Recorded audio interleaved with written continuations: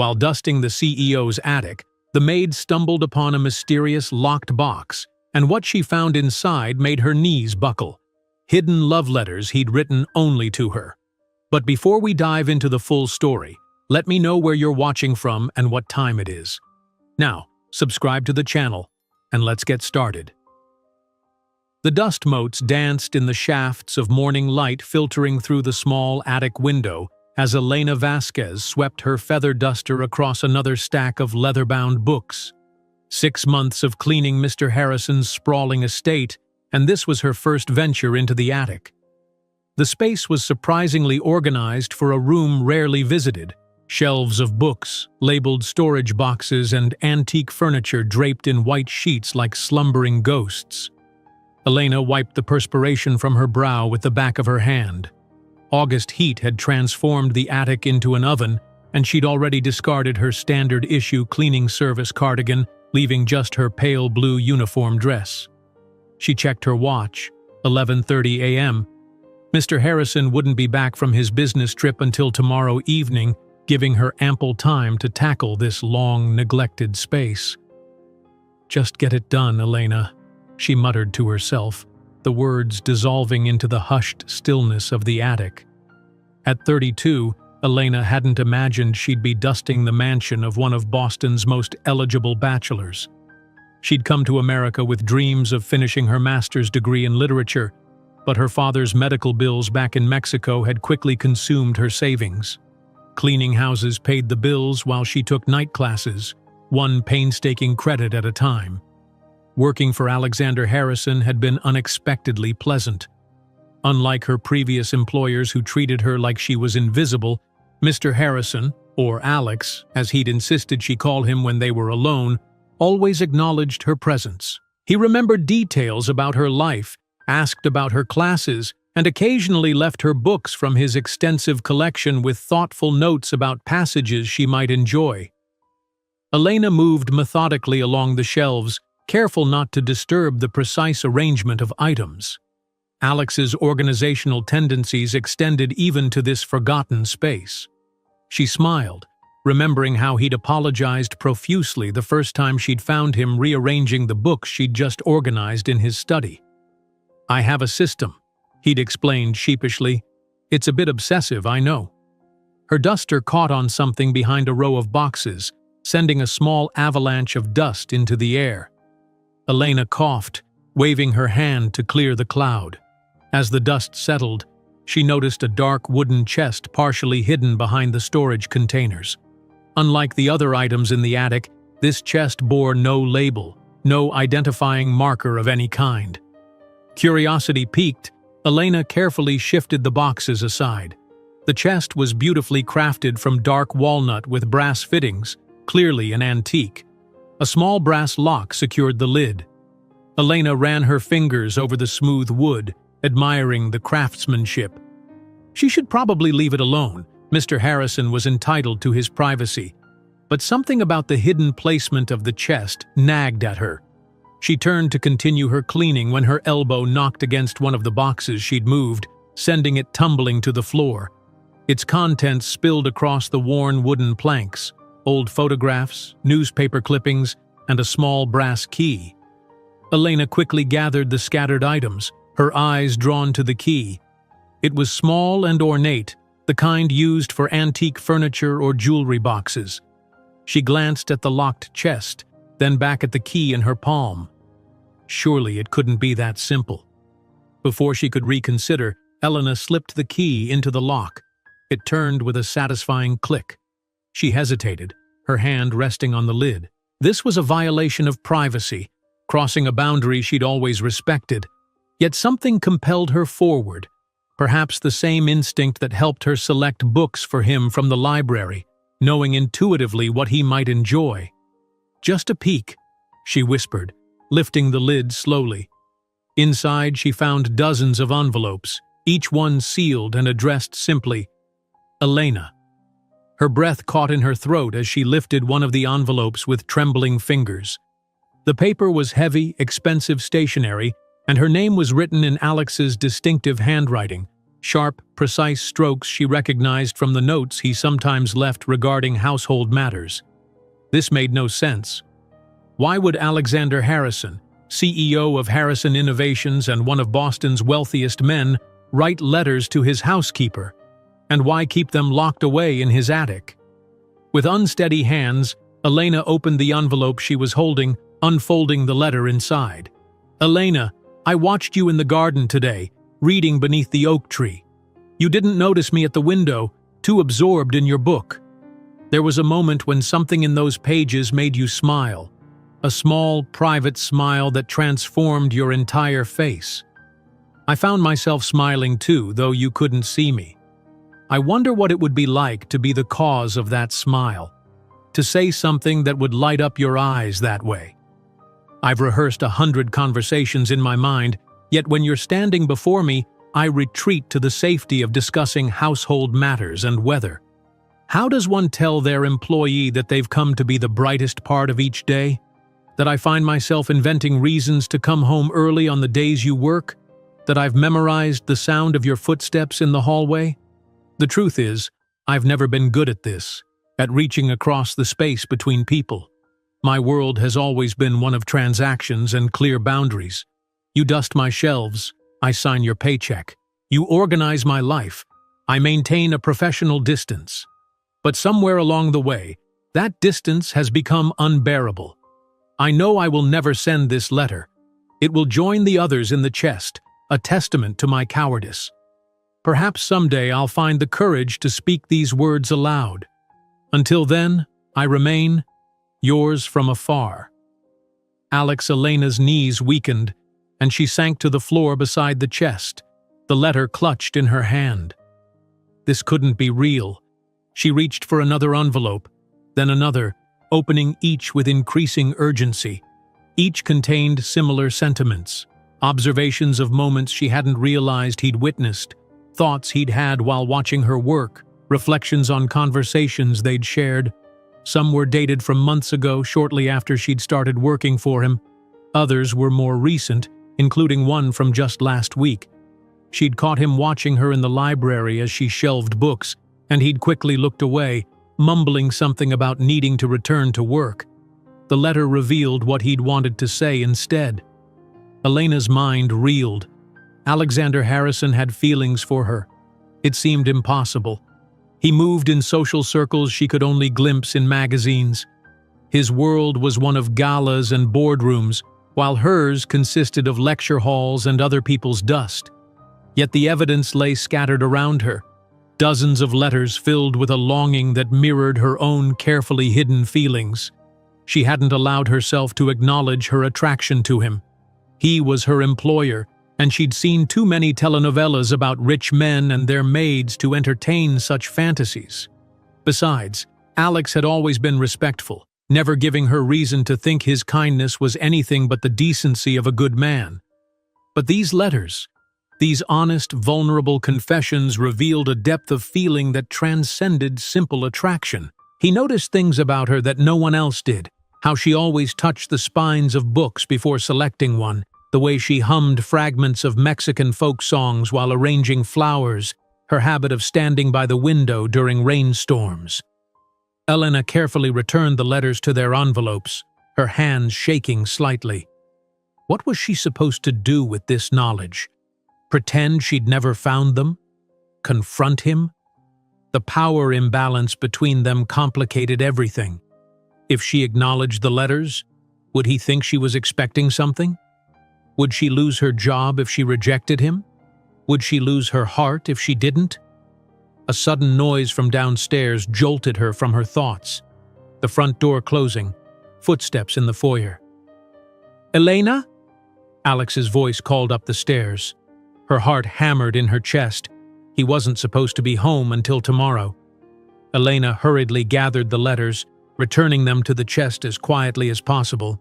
She closed the lid, the lock clicking into place just as footsteps sounded on the attic stairs. "There you are," Alex said, appearing in the doorway. "Didn't you hear me calling?"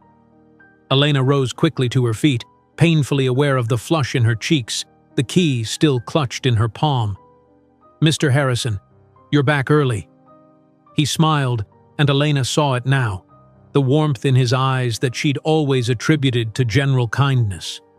The negotiations wrapped up sooner than expected. I thought I'd surprise you. Their eyes met, and for a breathless moment, Elena wondered if he somehow knew, if he could see the knowledge of his secrets written across her face. "Is everything all right?" he asked, his gaze moving to the chest behind her. "You look a bit flustered." Elena swallowed hard, her mind racing. Behind her lay a chest full of unspoken feelings. Before her stood the man who'd written them, unknowing that his most private thoughts were now shared. In her hand, she held the small brass key that had unlocked more than just a wooden chest. "Actually," she said softly, opening her palm to reveal the key, "I think we need to talk." Alex's expression shifted from confusion to recognition as his eyes fixed on the small brass key in Elena's palm. The color drained from his face. "Where did you find that?"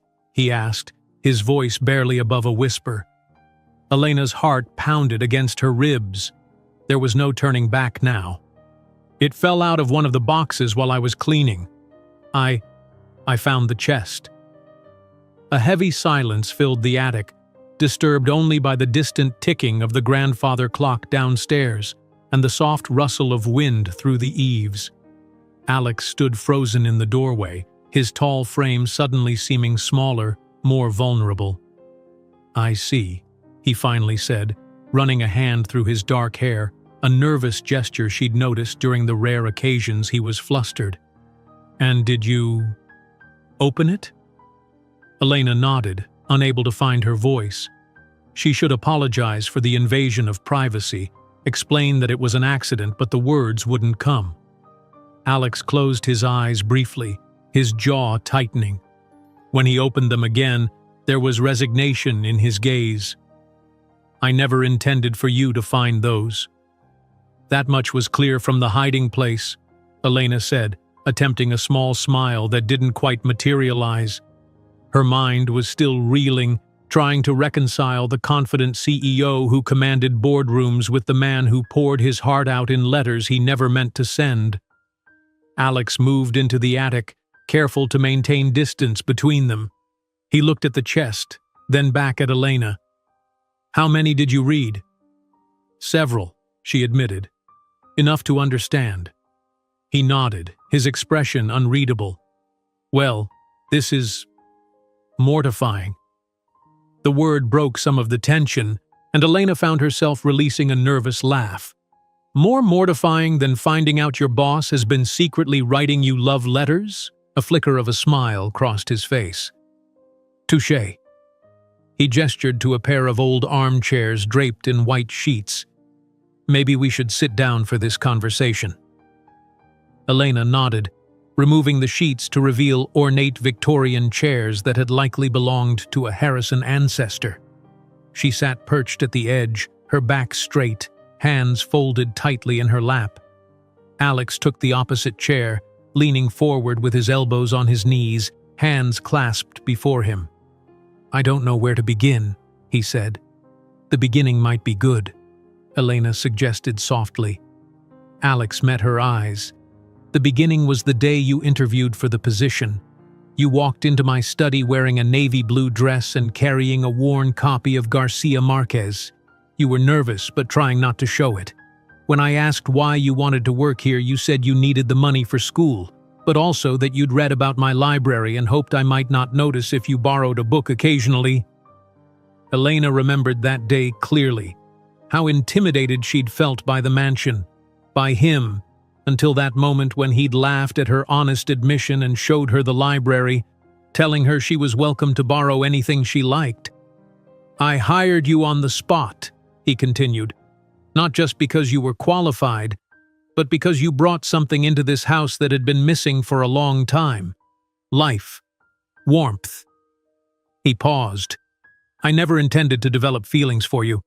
It was unprofessional." "So you wrote letters instead," Elena said, understanding dawning. "Letters you never planned to send." Alex nodded. It was a way to process what I was feeling without crossing lines. I knew the power imbalance between us made any expression of interest inappropriate. I'm your employer. I didn't want you to feel pressured or uncomfortable." Elena considered his words. The letters had revealed a deep respect for her, a concern for her comfort and happiness that aligned with the man she'd come to know over these months. Still, the situation was complicated. "I'm not sure what to say," she admitted. "This is unexpected." "You don't need to say anything," Alex assured her quickly. "In fact, if you'd prefer to forget this happened, I completely understand.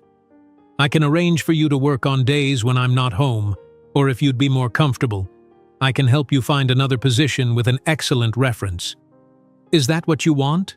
Elena interrupted, surprised by the hurt that flared at the thought of not seeing him again. "God, no," Alex said emphatically. "That's the last thing I want. But what I want isn't the priority here. Your comfort is." Elena studied him, the earnestness in his expression, the careful way he was trying to give her control of the situation despite his own obvious discomfort. In his letters, he'd written about his fear of disrupting the easy friendship they'd developed, of making her feel that his kindness came with expectations. "I don't want to leave," she said finally, "but I'm not sure how we move forward from here." Relief washed over his features. "However you want to," he said. "We can pretend this never happened, or—" He hesitated. "Or," Elena prompted. Alex took a deep breath. "Or we could talk. Outside of this house, somewhere neutral. Not as employer and employee, but as Alex and Elena." The proposition hung in the air between them. Elena considered the complications, the gossip if anyone saw them together, the questions it would raise, the risk to her job and reputation. But she also thought about the man revealed in those letters, the man who noticed the small details of her existence and treasured them. "I'd like that," she said softly. Alex's expression brightened, then quickly sobered. "Before you decide anything, there's something you should know." He stood and walked to the chest, unlocking it with a key from his pocket. "There's a reason I came home early." He removed a thick envelope from the chest and handed it to Elena. Unlike the others, this one was addressed to Ms. Elena Vasquez in formal typeface rather than his handwriting. "What is this?" she asked, turning the envelope over in her hands. "Open it," Alex said, returning to his seat. Elena carefully broke the seal and removed several official-looking documents. Her eyes widened as she read the letterhead, Harrison Educational Foundation. "I don't understand," she said, looking up at him. "It's a scholarship," Alex explained. "Full funding for the remainder of your master's program, plus a stipend for living expenses so you don't have to work while you study." Elena stared at him, speechless. The scholarship would change everything, allow her to complete her degree in a year instead of the 5 it would take at her current pace, free her from the constant worry about money, give her time to write the thesis she'd been piecing together in stolen moments. "Why?" she finally managed. "Because you deserve it," Alex said simply. "Your professors submitted glowing recommendations. The Foundation's board approved it unanimously last week. I was in New York finalizing the details." Elena shook her head, overwhelmed. "This is too much. I can't accept this."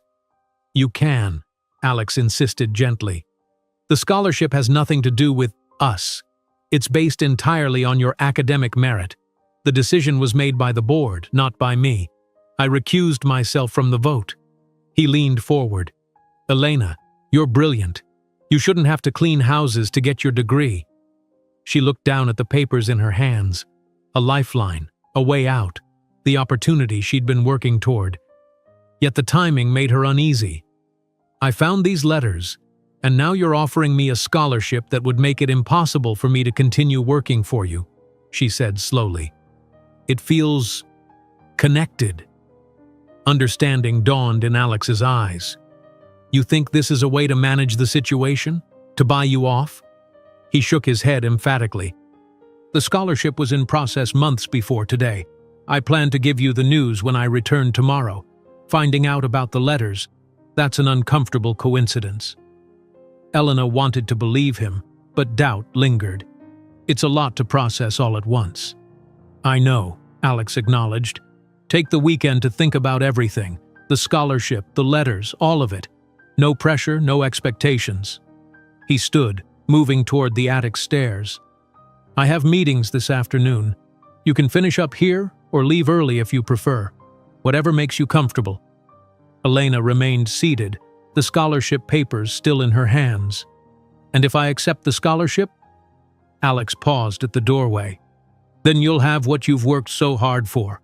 What happens between us, whether we become friends, more than friends, or nothing at all, that's entirely separate. After he left, Elena sat in the quiet attic, surrounded by dust motes and revelations. She reread the scholarship details, then reached into the chest and selected another letter at random, unfolding it carefully. Elena, today, you told me about your father's surgery and how you've been sending most of your earnings home to Mexico. You spoke matter-of-factly, without complaint, though I could see the toll it's taking on you. The exhaustion from working 2 jobs, the worry that shadows your smile. I wanted to offer help, to solve this problem for you as I solve problems at work every day. But I recognized that impulse for what it was, my privilege speaking, my discomfort with witnessing struggle without fixing it. You weren't asking for rescue, you were simply sharing your reality. Instead, I asked about your father, his name, his favorite books, the stories he told you as a child, the way your face transformed as you spoke of him. It was like watching the sun emerge from behind clouds. I've spent my life surrounded by people who want things from me, my money, my influence, my connections. But you've never asked for anything beyond what you've earned. Your pride and independence humble me. Still, I find myself searching for ways to help that would honor rather than diminish you. Perhaps someday I'll find one. Yours, Alex. Elena folded the letter carefully, returning it to its envelope. The scholarship suddenly made more sense, not as a way to manage their complicated situation, but as the culmination of months of thought about how to help without overstepping. She gathered her cleaning supplies, her mind whirling with possibilities. By the time she descended the attic stairs, she had made at least one decision. She would meet Alex for that talk, somewhere neutral, as equals rather than employer and employee. The rest, she would figure out one step at a time. Elena's apartment was a far cry from the Harrison estate, a one-bedroom walk-up in Somerville with uneven floors and radiators that clanked like possessed machinery in winter. But tonight, with her small kitchen table covered in scholarship papers and Alex's letters, it felt like the epicenter of her universe. "Let me get this straight," Marisol said, refilling their wine glasses. "Your billionaire boss has been secretly writing you love letters for months, and now he's offering you a full scholarship to finish your degree?" Her roommate from freshman year and still her closest friend in Boston, Marisol had rushed over the moment Elena called. "He's not a billionaire," Elena corrected automatically. "Just a millionaire." Marisol rolled her eyes. "Oh well, that changes everything." Elena sighed, pushing a strand of hair behind her ear. "The scholarship isn't from him personally, it's from his family's foundation." "A foundation he controls," Marisol pointed out. "He recused himself from the vote." "Elena." Marisol set her wine glass down firmly. "You're missing the point. This man has feelings for you. Serious feelings, based on what you've told me. Are you sure this scholarship doesn't come with expectations?" Elena shook her head emphatically. "You don't know him, Mari. He's not like that. He was mortified that I found the letters." "Of course he was. Men like that don't expose their vulnerabilities easily." Marisol picked up one of the letters Elena had brought home. "May I?" Elena nodded, watching as her friend read the carefully penned words. Marisol's expression softened. "Okay, I'll admit, this is surprisingly sweet. Not what I'd expect from a corporate shark." "He's more than his job," Elena said quietly.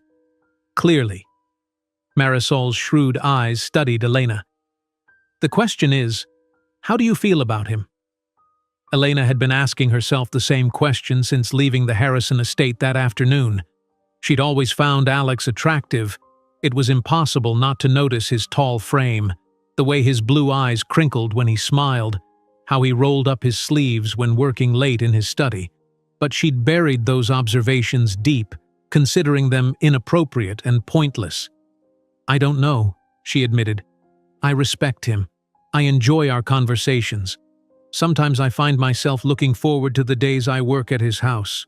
She traced the rim of her wine glass. But he's my employer, Mari. Or he was. The scholarship changes that, Marisol noted. That's what concerns me. If I accept it, am I somehow entering into an unspoken agreement? If I don't, am I throwing away an incredible opportunity out of pride? Marisol considered this. What would you tell one of your students in this situation? Before cleaning houses, Elena had taught literature at a community college in Mexico City. She still thought of herself as a teacher at heart. I'd tell them to consider what they truly want, separate from fears or social expectations, Elena said slowly, and to make the decision that best serves their goals, not someone else's. So what do you want, Elena? Beyond finishing your degree, Elena stared at the scholarship papers. The answer had been crystallizing all evening, but she'd been afraid to acknowledge it. I want to see if there could be something real between us, not as employer and employee, but as equals. Marisol nodded, unsurprised. Then accept the scholarship because it's right for you, and see him because you want to. Keep the two decisions separate in your mind. You make it sound so simple. It's not simple, Marisol conceded, but it's straightforward. Be honest, with him and with yourself. Elena gathered the letters, returning them to her bag. I'm meeting him tomorrow, at the MFA. Neutral ground, Marisol approved. What will you tell him? Elena looked at her friend, a small smile forming. The truth, that I'm terrified and intrigued in equal measure. That, Marisol said, raising her glass, is an excellent place to start. The Museum of Fine Arts was busy for a Saturday afternoon, tourists and locals alike wandering through the exhibits. Elena spotted Alex immediately. He stood before a large abstract painting, hands in the pockets of dark jeans, looking more casual than she'd ever seen him in a simple blue button-down shirt with the sleeves rolled up. He hadn't noticed her yet, giving Elena a moment to calm her racing heart. She smoothed the skirt of her sundress, wishing she'd worn something more sophisticated. But this was who she was. A woman who bought clothes from clearance racks and wore the same pair of sandals until they fell apart. As if sensing her presence, Alex turned. His face brightened when he saw her, a smile spreading across his features. Elena's nervousness eased slightly. This was still the same man who discussed books with her while she dusted his shelves. You came, he said when she reached him, the relief in his voice palpable. I said I would. They stood awkwardly for a moment, the usual framework of their relationship stripped away. In his house, they knew their roles, employer and employee, with clear boundaries and expectations. Here, they were just two people, and neither seemed quite sure how to proceed. Have you been here before? Alex asked finally, gesturing to the gallery around them. Elena nodded. Many times. I come for the student nights when admission is free. The European paintings are my favorite. Mine too, Alex said, though I'm particularly fond of the Japanese prints. Would you like to see them? The simple question broke the tension, giving them a direction. As they walked through the museum, their conversation gradually became more natural. Alex was knowledgeable about art, but never condescending, asking her opinions and listening attentively to her responses. When they reached the Japanese gallery, he pointed out a delicate woodblock print of a wave. This reminded me of something you once said about feeling caught between two worlds, Mexico and America, your past and your future. Elena was touched that he remembered the conversation, a brief exchange they'd had months ago while she arranged flowers in his study. "You were listening." "I always listen to you, Elena," he said quietly, "even when I pretend to be absorbed in my work." The honesty in his voice made her breath catch. Here, away from the mansion and the power dynamics it represented, she could see Alex more clearly, not as Alexander Harrison, CEO, but as a man with uncertainties and hopes just like anyone else. They continued through the galleries, gradually relaxing in each other's company. By the time they reached the museum cafe, the initial awkwardness had dissipated entirely. Over tea and pastries, Elena finally broached the subject they'd been avoiding. "I've decided to accept the scholarship," she said, watching his reaction carefully. Alex's face lit up. "Elena, that's wonderful. The foundation will be thrilled. When will you start full-time studies?" "Next semester. I've already spoken with my department head. She thinks I can complete my degree within a year if I take an accelerated course load." "That's excellent news," Alex said, then hesitated. "And what about your position at the house?" Elena met his gaze steadily. "I think it's best if I give notice. Not immediately. I wouldn't leave you without help. But soon." Something like disappointment flickered across his face, though he quickly masked it. "Of course. I understand completely." "It's not because I don't want to see you," Elena clarified, her heart racing. "It's because I do, but not as your housekeeper." Alex went very still, his teacup halfway to his lips. "I see," he said carefully, setting the cup down. "And how would you want to see me?" The question hung between them, weighted with possibility. Elena took a deep breath. "I don't know yet," she admitted, "but I'd like to find out, without the complications of you signing my paychecks." A slow smile spread across Alex's face, reaching his eyes. "I'd like that too," he said softly. "Very much." They finished their tea in a charged silence, both aware that something fundamental had shifted between them. As they walked through the remaining galleries, their hands occasionally brushed, each brief contact sending sparks up Elena's arm. Outside the museum, the afternoon sun was beginning to lower, casting long shadows across the steps. They paused at the top, neither quite ready to end their time together. "Would you like to get dinner?" Alex asked, a hint of nervousness in his voice. "There's a good restaurant just down the street." Elena hesitated. "One step at a time," she reminded herself. "Rain check? I promised Marisol I'd help her with something tonight." It wasn't entirely a lie. She had promised to call her friend with an update. If Alex was disappointed, he hid it well. "Of course. Another time." "I'd like that," Elena said. Then, before she could overthink it, she rose on her tiptoes and kissed his cheek. "Thank you for today, and for the letters, even if they weren't meant for me to read." Alex's eyes widened in surprise, his hand rising to touch the spot where her lips had been. "You're welcome," he said, a bit dazed. As Elena walked toward the tea station, she could feel his gaze following her. For the first time since finding the chest, she felt a sense of clarity.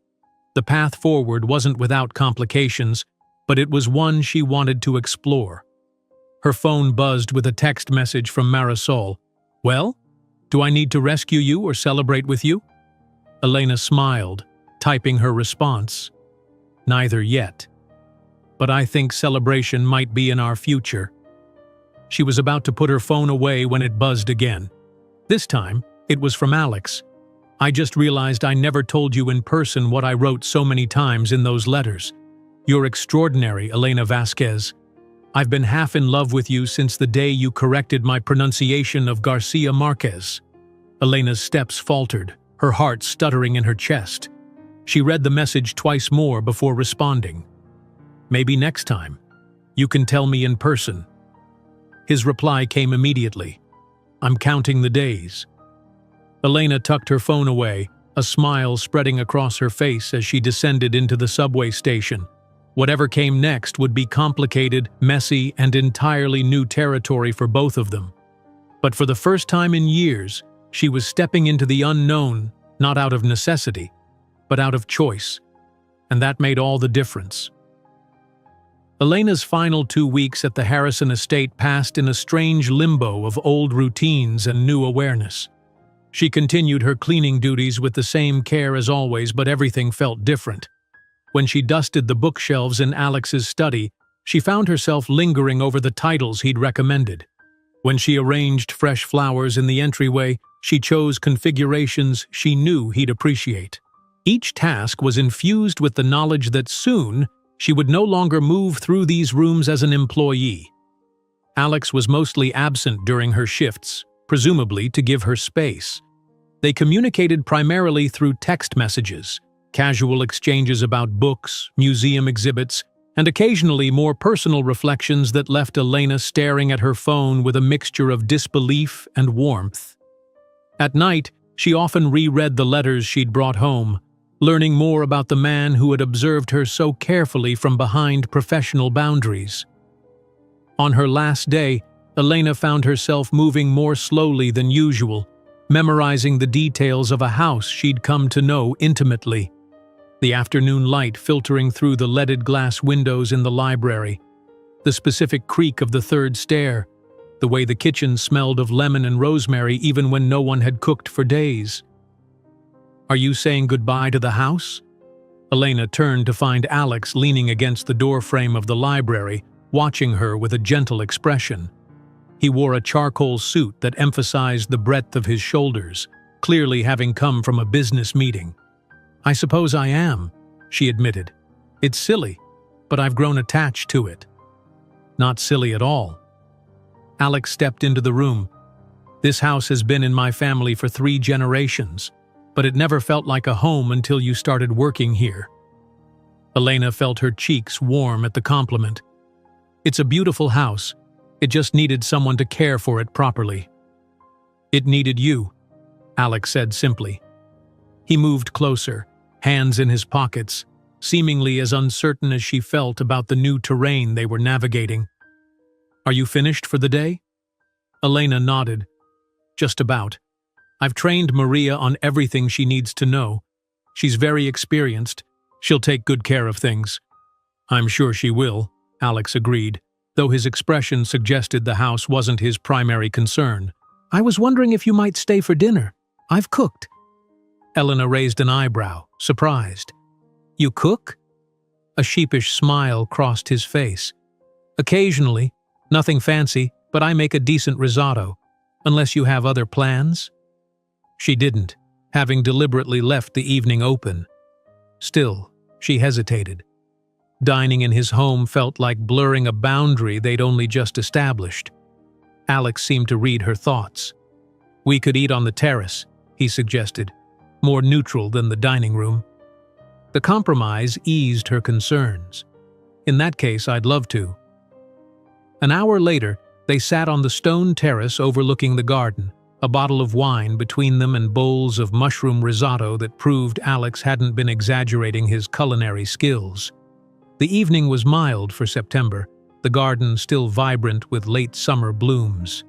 "So, when do you start classes?" Alex asked, refilling her wine glass. "Monday," Elena replied, excitement evident in her voice. 3 courses this semester, then 4 in the spring. If all goes well, I'll defend my thesis next summer." "What's your thesis topic?" "The influence of magical realism in contemporary Latina literature," Elena said, then laughed self-consciously. "Not very original, I know." "I disagree," Alex said earnestly. "Your perspective as someone straddling 2 cultures gives you unique insight. I'd love to read it when you're ready to share." The genuine interest in his voice warmed her. "I'll hold you to that. Most people's eyes glaze over when I talk about magical realism." "I'm not most people," Alex replied with a small smile. "No," Elena agreed softly. "You're definitely not." The conversation flowed easily after that, moving from literature to music to travel. As twilight deepened into night, lights automatically illuminated the garden, creating a magical atmosphere that felt removed from the ordinary world. May I ask you something personal? Elena ventured after a comfortable lull in conversation. Alex nodded, setting down his wine glass. Anything. In your letters, you mentioned feeling isolated even among crowds of people. Is that why you wrote them? Because you felt you couldn't speak freely to anyone? The question seemed to catch him off guard. He was quiet for a moment, considering his response. Partially, he admitted finally. When you're in my position, people tend to tell you what they think you want to hear. Genuine connection becomes rare. He ran a finger along the stem of his glass. But it was more than that. Writing to you became a way to be honest with myself about what I was feeling. I've spent my life meeting expectations, my family's, the board's, society's. The letters were private space where I could just be Alex, not Alexander Harrison III. And who is Alex when he's not being Alexander Harrison III? Elena asked gently. A wry smile touched his lips. I'm still figuring that out. But I know he's someone who's been lonely for a very long time, even if he didn't recognize it until recently.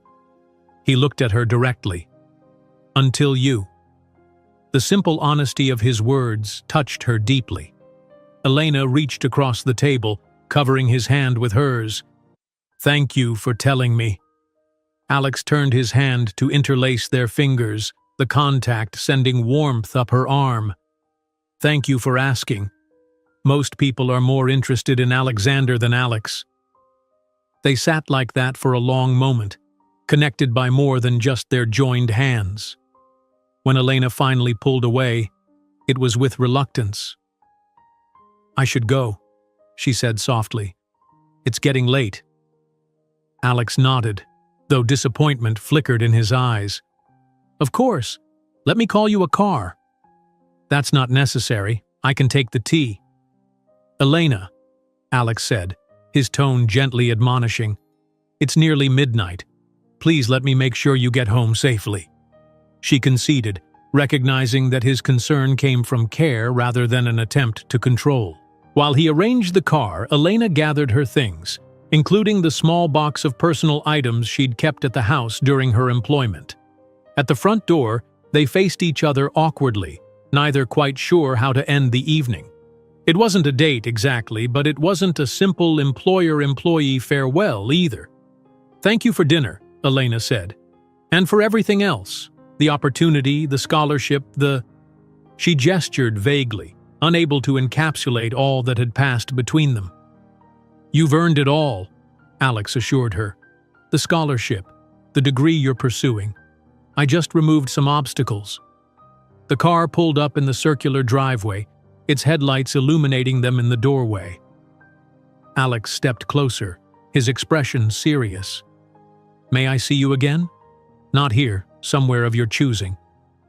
Elena smiled, touched by his continued respect for her boundaries. I'd like that. He leaned down slowly, giving her time to step back if she wished.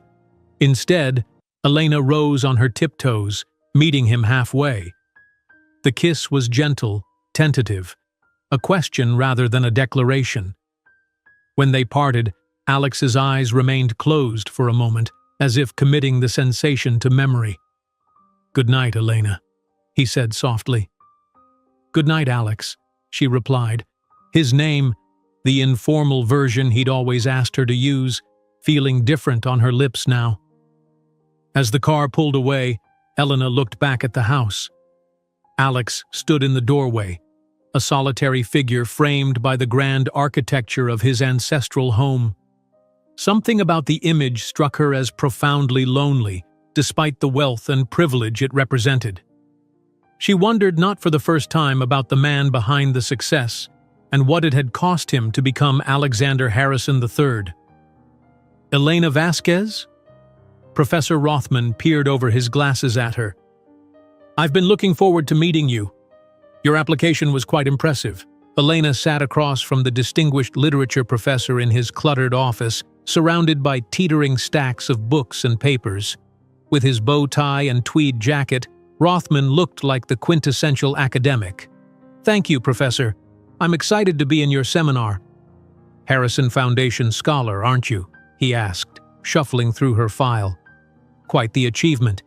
Their selection process is notoriously rigorous. Elena nodded, unsure how much to reveal about her connection to the foundation. I was very fortunate. Nonsense, Rothman said dismissively.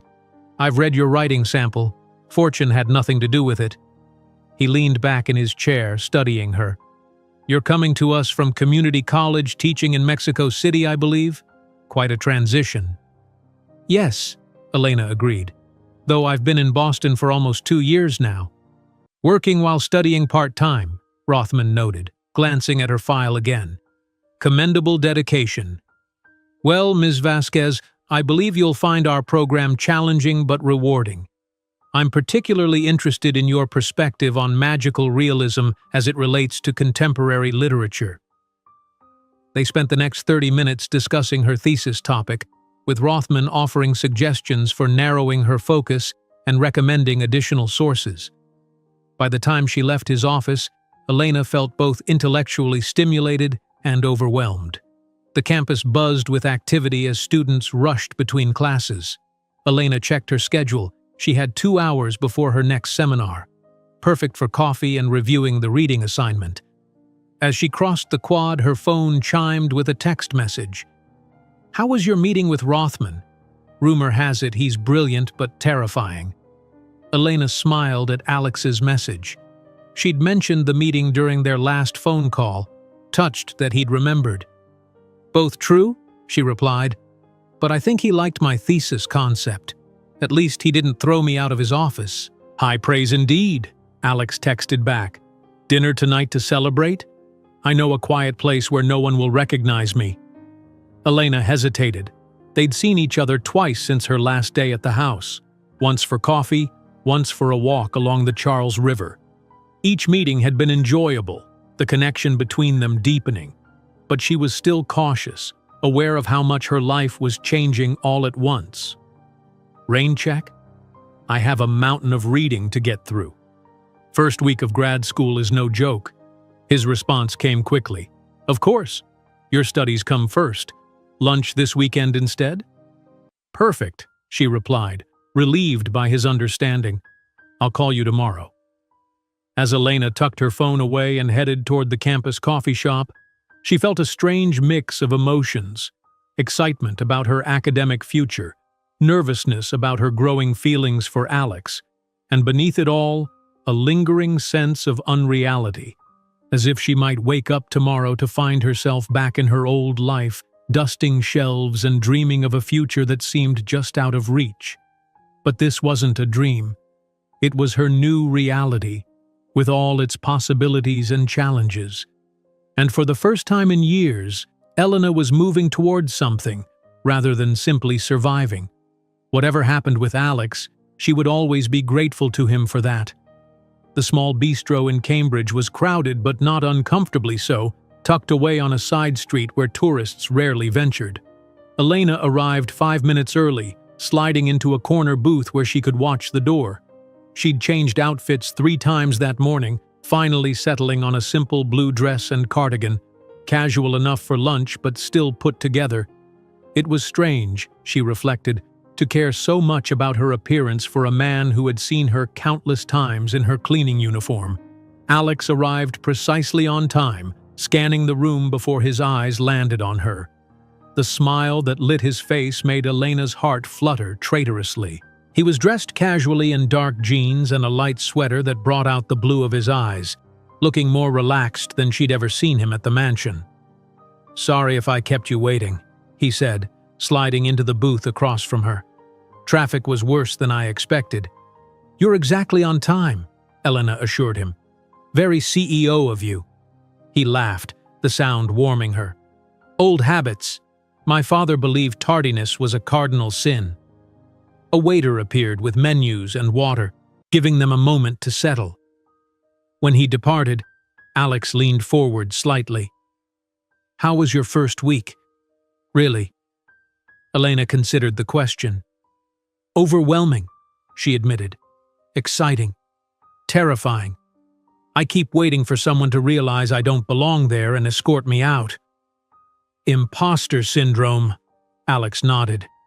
I felt the same way my first year running the company. Every board meeting I expected someone to stand up and announce I was a fraud. You?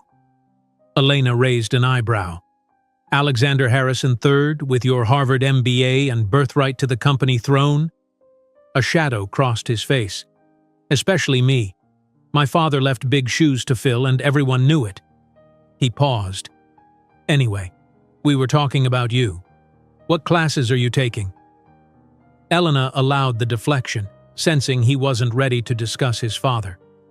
She described her coursework, literary theory, feminist perspectives in Latin American literature, and a research methods seminar. Alex listened attentively, asking insightful questions that revealed his own love of literature. You're in your element, he observed as their meals arrived. I can hear it in your voice when you talk about your studies. I am, Elena agreed, surprised by how true it was. For years I've been fitting my education around work, around my father's medical bills, around other people's needs. Now I can just learn. That's all I wanted for you, Alex said quietly. The freedom to pursue what you love without obstacles. Elena studied him, struck again by the genuine care in his expression. In her experience, men with power rarely gave without expectation of return.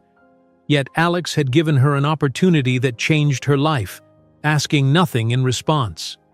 Why me? She asked suddenly. Out of all the people who work for you, all the students who apply for scholarships, why invest so much in me? Alex considered his answer carefully. The easy explanation is merit. Your academic record is exceptional, your writing sample impressed the committee, and your professor's recommendations were glowing. He set down his fork.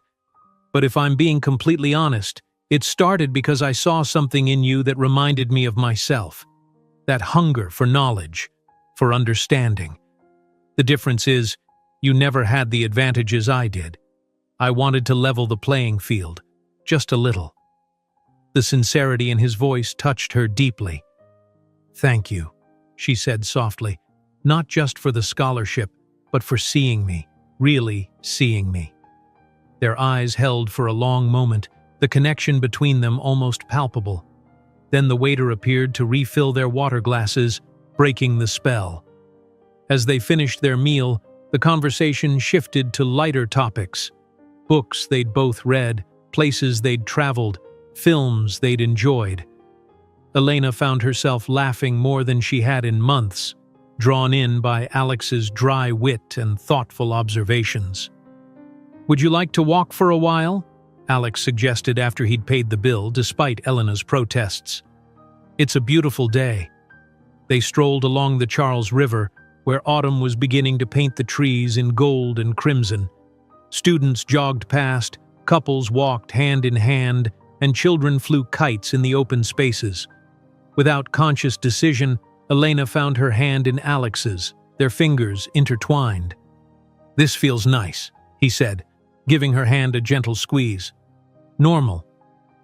Elena understood what he meant. Outside the context of his mansion, away from the trappings of his wealth and position, they were just a man and woman enjoying a Saturday afternoon together. Does your life often feel abnormal? She asked. Alex considered the question. Not abnormal to me, it's all I've known, but isolated certainly. Prescribed? He glanced at her. Being with you is the first time in years I've felt like I'm making a choice rather than fulfilling an expectation. Before Elena could respond, a voice called out, Alex? Alex Harrison? They turned to see a couple approaching, the woman tall and elegant in designer casual wear, the man athletically built with perfectly coiffed silver hair. Elena immediately felt underdressed in her department store outfit. Thomas? Diane? Alex greeted them, his posture subtly shifting, shoulders straightening, voice taking on a more polished tone. What a pleasant surprise. We're just coming from brunch at the Riverside Club, the woman, Diane, explained, her curious gaze shifting to Elena. Won't you introduce us to your friend? Of course, Alex said smoothly. Elena Vasquez, this is Thomas and Diane Whitmore. Thomas sits on our board of directors. Elena is a graduate student at Boston University, specializing in Latin American literature. Elena noted the careful framing. No mention of her former employment. No explanation of how they knew each other. She understood the omission was meant to protect her from scrutiny, yet it still stung. "How fascinating," Diane said, her smile not quite reaching her eyes. "And how did you two meet?" Before Alex could craft another careful half-truth, Elena spoke up. "I used to work for Mr. Harrison," she said calmly. "I cleaned his house." The shock on the Whitmores' faces would have been comical in other circumstances. Thomas recovered first, his expression settling into something like amused condescension. "Well," he said with forced joviality, "Alex always did have an eye for talent." The implication hung in the air, unmistakable. Elena felt her cheeks burn, but before she could respond, Alex's hand tightened around hers. "Elena is a Harrison Foundation scholar," he said, his voice cool. "One of the most promising literary scholars in her program. Her background in education and her unique perspective on cross-cultural literature made her an exceptional candidate." The rebuke was clear. Thomas had the grace to look abashed, while Diane's smile became fixed and brittle. "How wonderful," she said. "Well, we should be going. Lovely to meet you, Ms. Vasquez. Alex, we'll see you at the charity gala next weekend?" "Of course," Alex confirmed. As the couple walked away, he turned to Elena, apology written across his features. "I'm sorry about that. Thomas is—" "It's fine," Elena interrupted, withdrawing her hand from his. "They weren't saying anything I haven't already thought myself." Alex looked stricken. "Elena, no. There's nothing inappropriate about us seeing each other. You don't work for me anymore." "But I did," she pointed out. "And to people like the Whitmores, I'll always be the maid you took a fancy to.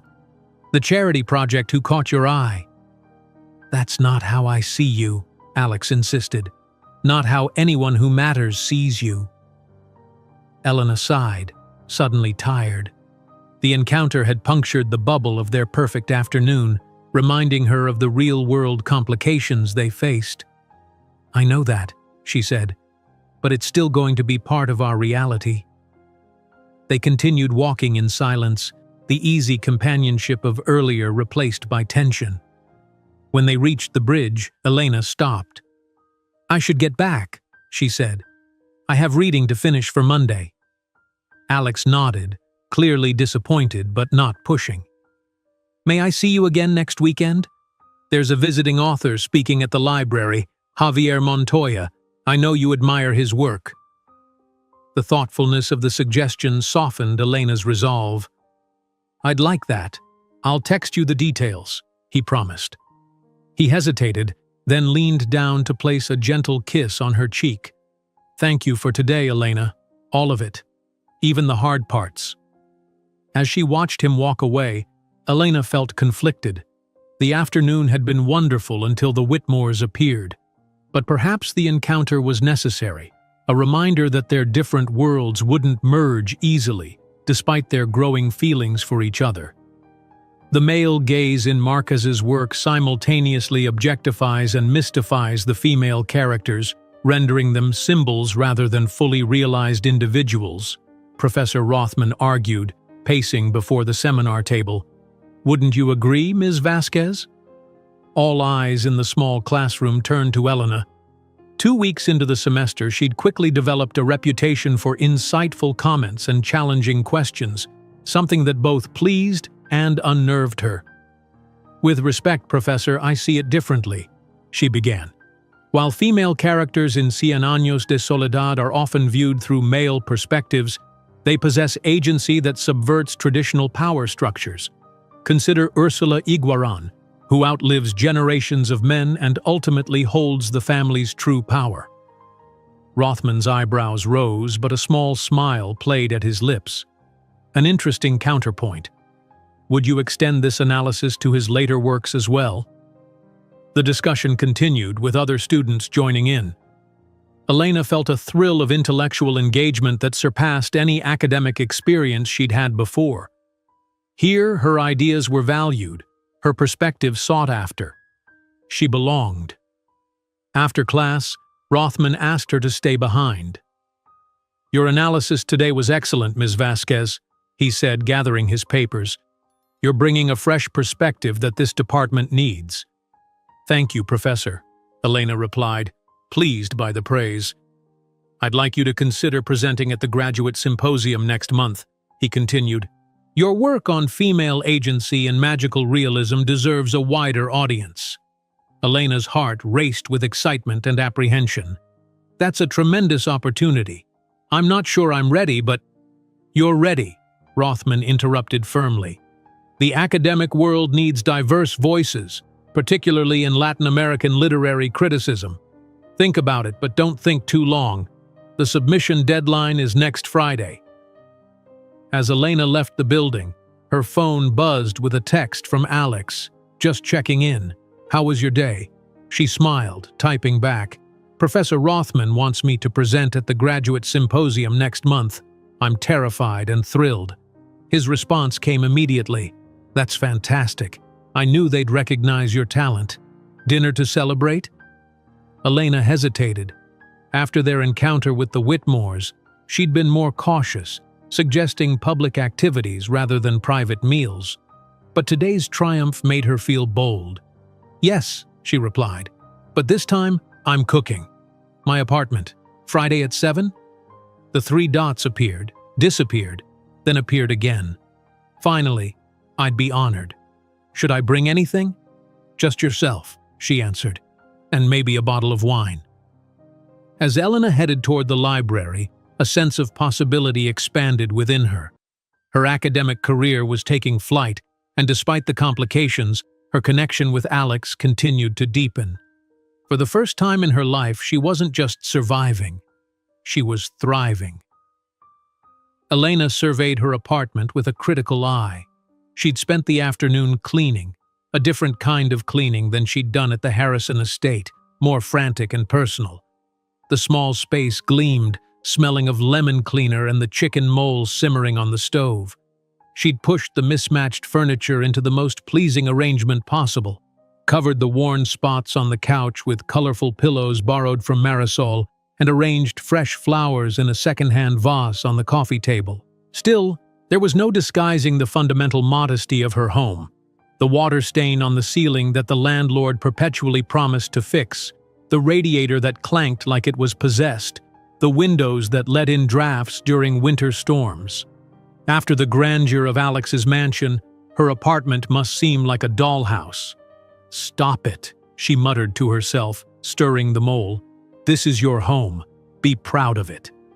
The buzzer sounded precisely at 7. Elena smoothed her dress, a deep red that Marisol had insisted brought out the warmth in her complexion, and pressed the intercom. "Come on up." A minute later, a soft knock at her door. Elena took a deep breath and opened it to find Alex standing there, a bottle of wine in one hand and a small bouquet of lilies in the other. He'd traded his usual business attire for dark jeans and a charcoal sweater that made him look younger, less like the CEO and more like the man from the letters. "These are for you," he said, offering the flowers. "Your apartment building is charming." Elena raised an eyebrow, taking the bouquet. "You don't have to be polite. I know it's a far cry from Commonwealth Avenue." "I mean it," Alex insisted, following her inside. "It has character, history." He glanced around her apartment with genuine interest. "Like these built-ins. They don't make craftsmanship like this anymore." His sincere appreciation eased Elena's self-consciousness. "The building was a factory before it was converted to apartments in the 70s, she explained, arranging the lilies in a second vase. "The floors are original." "I can tell," Alex said, admiring the worn but beautiful hardwood. "Something smells amazing." "Chicken mole," Elena said. "My grandmother's recipe. I hope you like chocolate and chilies together." "I'm sure I'll love it." He handed her the wine. "I wasn't sure what would pair well, so I asked the sommelier." Elena examined the label, relieved to see it wasn't outrageously expensive, Alex was learning her boundaries. Perfect. Would you open it while I finish up? As Alex located the corkscrew she'd left on the counter, Elena returned to the stove, suddenly nervous.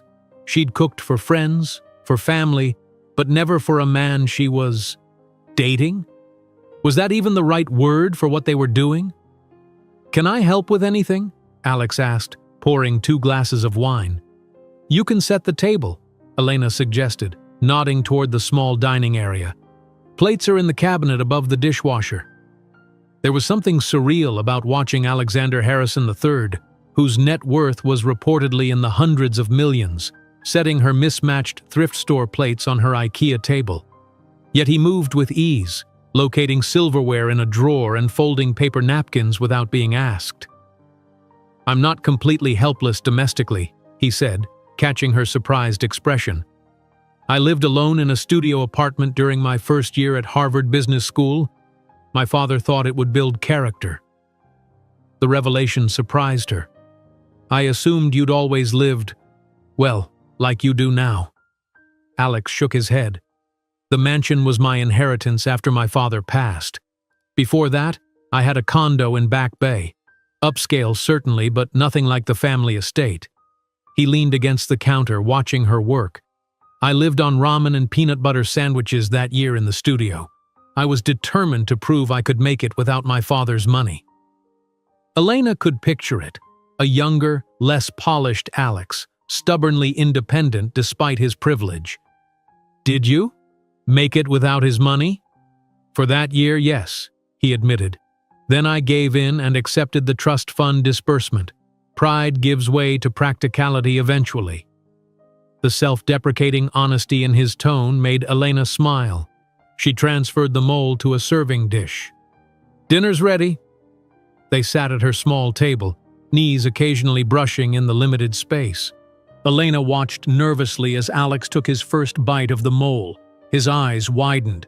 This is extraordinary, he said after swallowing. Complex and rich without being overwhelming. Did you really make this from scratch? Elena nodded, pleased by his reaction.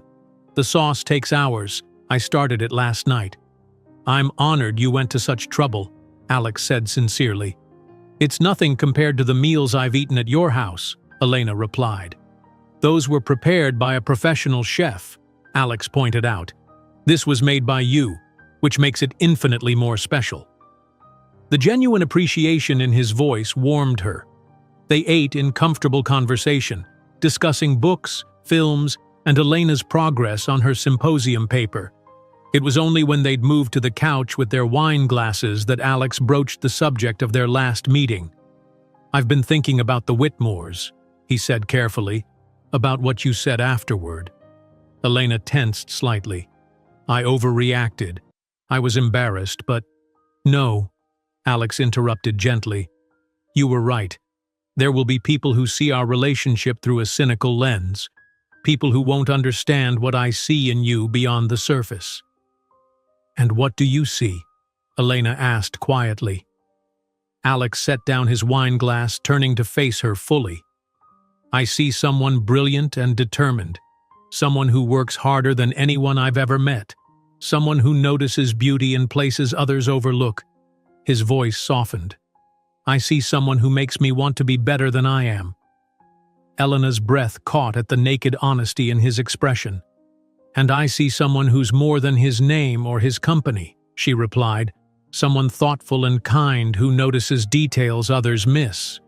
She hesitated, then added, someone who sees me, really sees me, when most of the world looks past. The air between them seemed charged with possibility. Alex reached out slowly, tucking a strand of hair behind her ear, his fingers lingering against her cheek. Elena, he murmured, the word itself a question. She answered by leaning forward, pressing her lips to his. Unlike their previous kiss, tentative and brief, this one deepened immediately. Alex's arms encircled her, drawing her closer as Elena's hands found their way to his shoulders, feeling the solid warmth of him beneath the soft sweater. The kiss was both gentle and urgent, a conversation without words. When they finally separated, both slightly breathless, Alex rested his forehead against hers. "I've wanted to do that properly since the moment you confronted me about the letters," he admitted. "What took you so long?" Elena teased, her fingers still entwined in the hair at the nape of his neck. "I was trying to be respectful," he said with a small smile. "Patient." "Maybe patience is overrated," she suggested, drawing him back to her for another kiss. Later, as they sat side by side on her small couch, Elena's head resting on Alex's shoulder while they talked, she felt a sense of rightness that transcended the differences in their backgrounds. Here, in her apartment, without the mansion and the staff and all the trappings of his wealth, they were just two people discovering each other. The simplicity of it was profound. "Ms. Vasquez, your analysis of gender subversion in Rivera's work is compelling, but I'm not convinced by your application of Butler's performativity theory," Professor Rothman said, sliding her paper across his desk. "The connection feels forced." Elena nodded, accepting the criticism. 3 months into the program, she'd learned that Rothman's direct feedback was a sign of respect, not disapproval. "I struggled with that section," she admitted. "The theoretical framework doesn't quite align with Rivera's magical elements." "Precisely," Rothman agreed. "Consider exploring Anzaldua's Borderlands theory instead. Her concepts of mestiza consciousness might provide a more organic framework for understanding the liminal spaces in Rivera's narrative." "That's brilliant," Elena said, already mentally reorganizing her argument. "Thank you, Professor." Rothman leaned back in his chair, studying her. "Your symposium presentation was exceptional, by the way. Several of my colleagues mentioned it specifically." Pride warmed Elena's chest. The graduate symposium had been terrifying and exhilarating, standing before professors and peers, presenting her research on female agency and magical realism. The questions afterward had been challenging but engaged, suggesting her work had resonated. "I'm considering submitting an expanded version to the Journal of Latin American Literary Studies," she ventured. "You should," Rothman said without hesitation. "Your perspective is fresh. With some refinement, it could make a significant contribution to the field." He shuffled some papers on his desk. "Which brings me to another matter. The department is selecting candidates for the Fulbright program next year. Research opportunities in Mexico City for scholars focusing on Latin American literature." Elena's heart quickened. "That sounds incredible." "You should apply," Rothman said. "The deadline is in February, giving you ample time to prepare a proposal. A year of research in Mexico could be transformative for your work." Elena left Rothman's office with her mind spinning. A Fulbright in Mexico. It was the kind of opportunity scholars dreamed about. The chance to conduct research in her home country, to access archives and scholars that would elevate her work to a new level. Yet as she crossed the campus, her excitement was tempered by a new consideration. Alex. In the 3 months since their dinner at her apartment, their relationship had deepened steadily. They saw each other several times a week, museum visits, quiet dinners, long walks along the river. He'd become integrated into her life in a way that felt both surprising and inevitable. What would a year apart mean for them? The question lingered as she entered the small cafe where Alex was waiting. He stood when he saw her, his face lighting up in a way that still made her heart skip. "How was your meeting with Rothman?" he asked after greeting her with a kiss. "Interesting," Elena said, settling across from him. "He suggested I apply for a Fulbright scholarship, a year of research in Mexico City." Alex's expression showed both pride and something like concern. "That's a tremendous opportunity, Elena. When would it start?" "Next September if I'm selected," she said, watching him carefully. "It's competitive, so it's a long shot anyway." "You should absolutely apply," Alex said firmly. "Your work deserves that kind of platform." "It would mean being away for a year," Elena pointed out softly. Understanding dawned in his eyes. "You're worried about us," he realized. "Elena, I'm not going anywhere. A year is nothing if it means advancing your career." His immediate support touched her deeply. We've only been together a few months, she reminded him. A lot could change in a year. Alex reached across the table, taking her hand. Some things won't change, he said simply, my feelings for you being one of them. The certainty in his voice both reassured and frightened her. They hadn't yet said the words, those 3 words that would transform what was between them from something exploratory into something defined. But they hovered there, unspoken, in moments like this. Then I'll apply, Elena decided. But let's not worry about it until there's something to worry about. Alex nodded, squeezing her hand gently. Agreed. Now tell me more about Rothman's feedback on your paper. As they talked, Elena felt a familiar sense of gratitude for how easily Alex understood her academic world, despite having no background in literature himself. He asked intelligent questions, remembered the names of theorists she'd mentioned weeks ago, and took genuine interest in her intellectual journey. Whatever challenges lay ahead, the Fulbright, the social differences between them, the uncertain future, Elena was increasingly certain that what they were building together was worth the effort. Snow fell in thick, lazy flakes outside the windows of Alex's study, transforming the garden into a pristine wonderland. Elena sat curled in an armchair by the fireplace, a book open in her lap, though her attention had drifted to the hypnotic dance of the flames. 5 months into their relationship, she'd grown comfortable in the spaces of Alex's home, no longer seeing it through the lens of an employee but as a regular visitor, a welcome guest. Tea? Alex asked, entering with a tray. He'd shed his usual formal attire for a soft sweater and lounge pants, his feet bare against the hardwood floors. Thank you, Elena said, accepting the steaming mug. This storm is supposed to continue all night. I might be snowed in. The corner of Alex's mouth quirked up. What a terrible fate, trapped in a mansion with a fully stocked kitchen and an extensive library. And acceptable company, I suppose, she teased. Alex laughed, settling into the chair opposite hers. How generous. How's the paper coming along? Elena glanced at her laptop, open on the side table with her half-finished Fulbright proposal. Slowly, I keep second-guessing my research question. Read it to me, Alex suggested. Elena took a sip of tea, then recited her current draft. This project examines how contemporary female Mexican authors reclaim and transform magical realist traditions, creating literary spaces where cultural memory and feminist consciousness intersect to challenge historical narratives of national identity. It sounds compelling, Alex said. What's making you hesitate? It feels, I don't know, too academic? Too removed from the actual literature I love? Elena sighed. I want to sound scholarly without losing the passion that drew me to these works in the first place. Alex considered this. What if you started with a specific example? Something concrete to ground the abstract theory? Like an opening anecdote?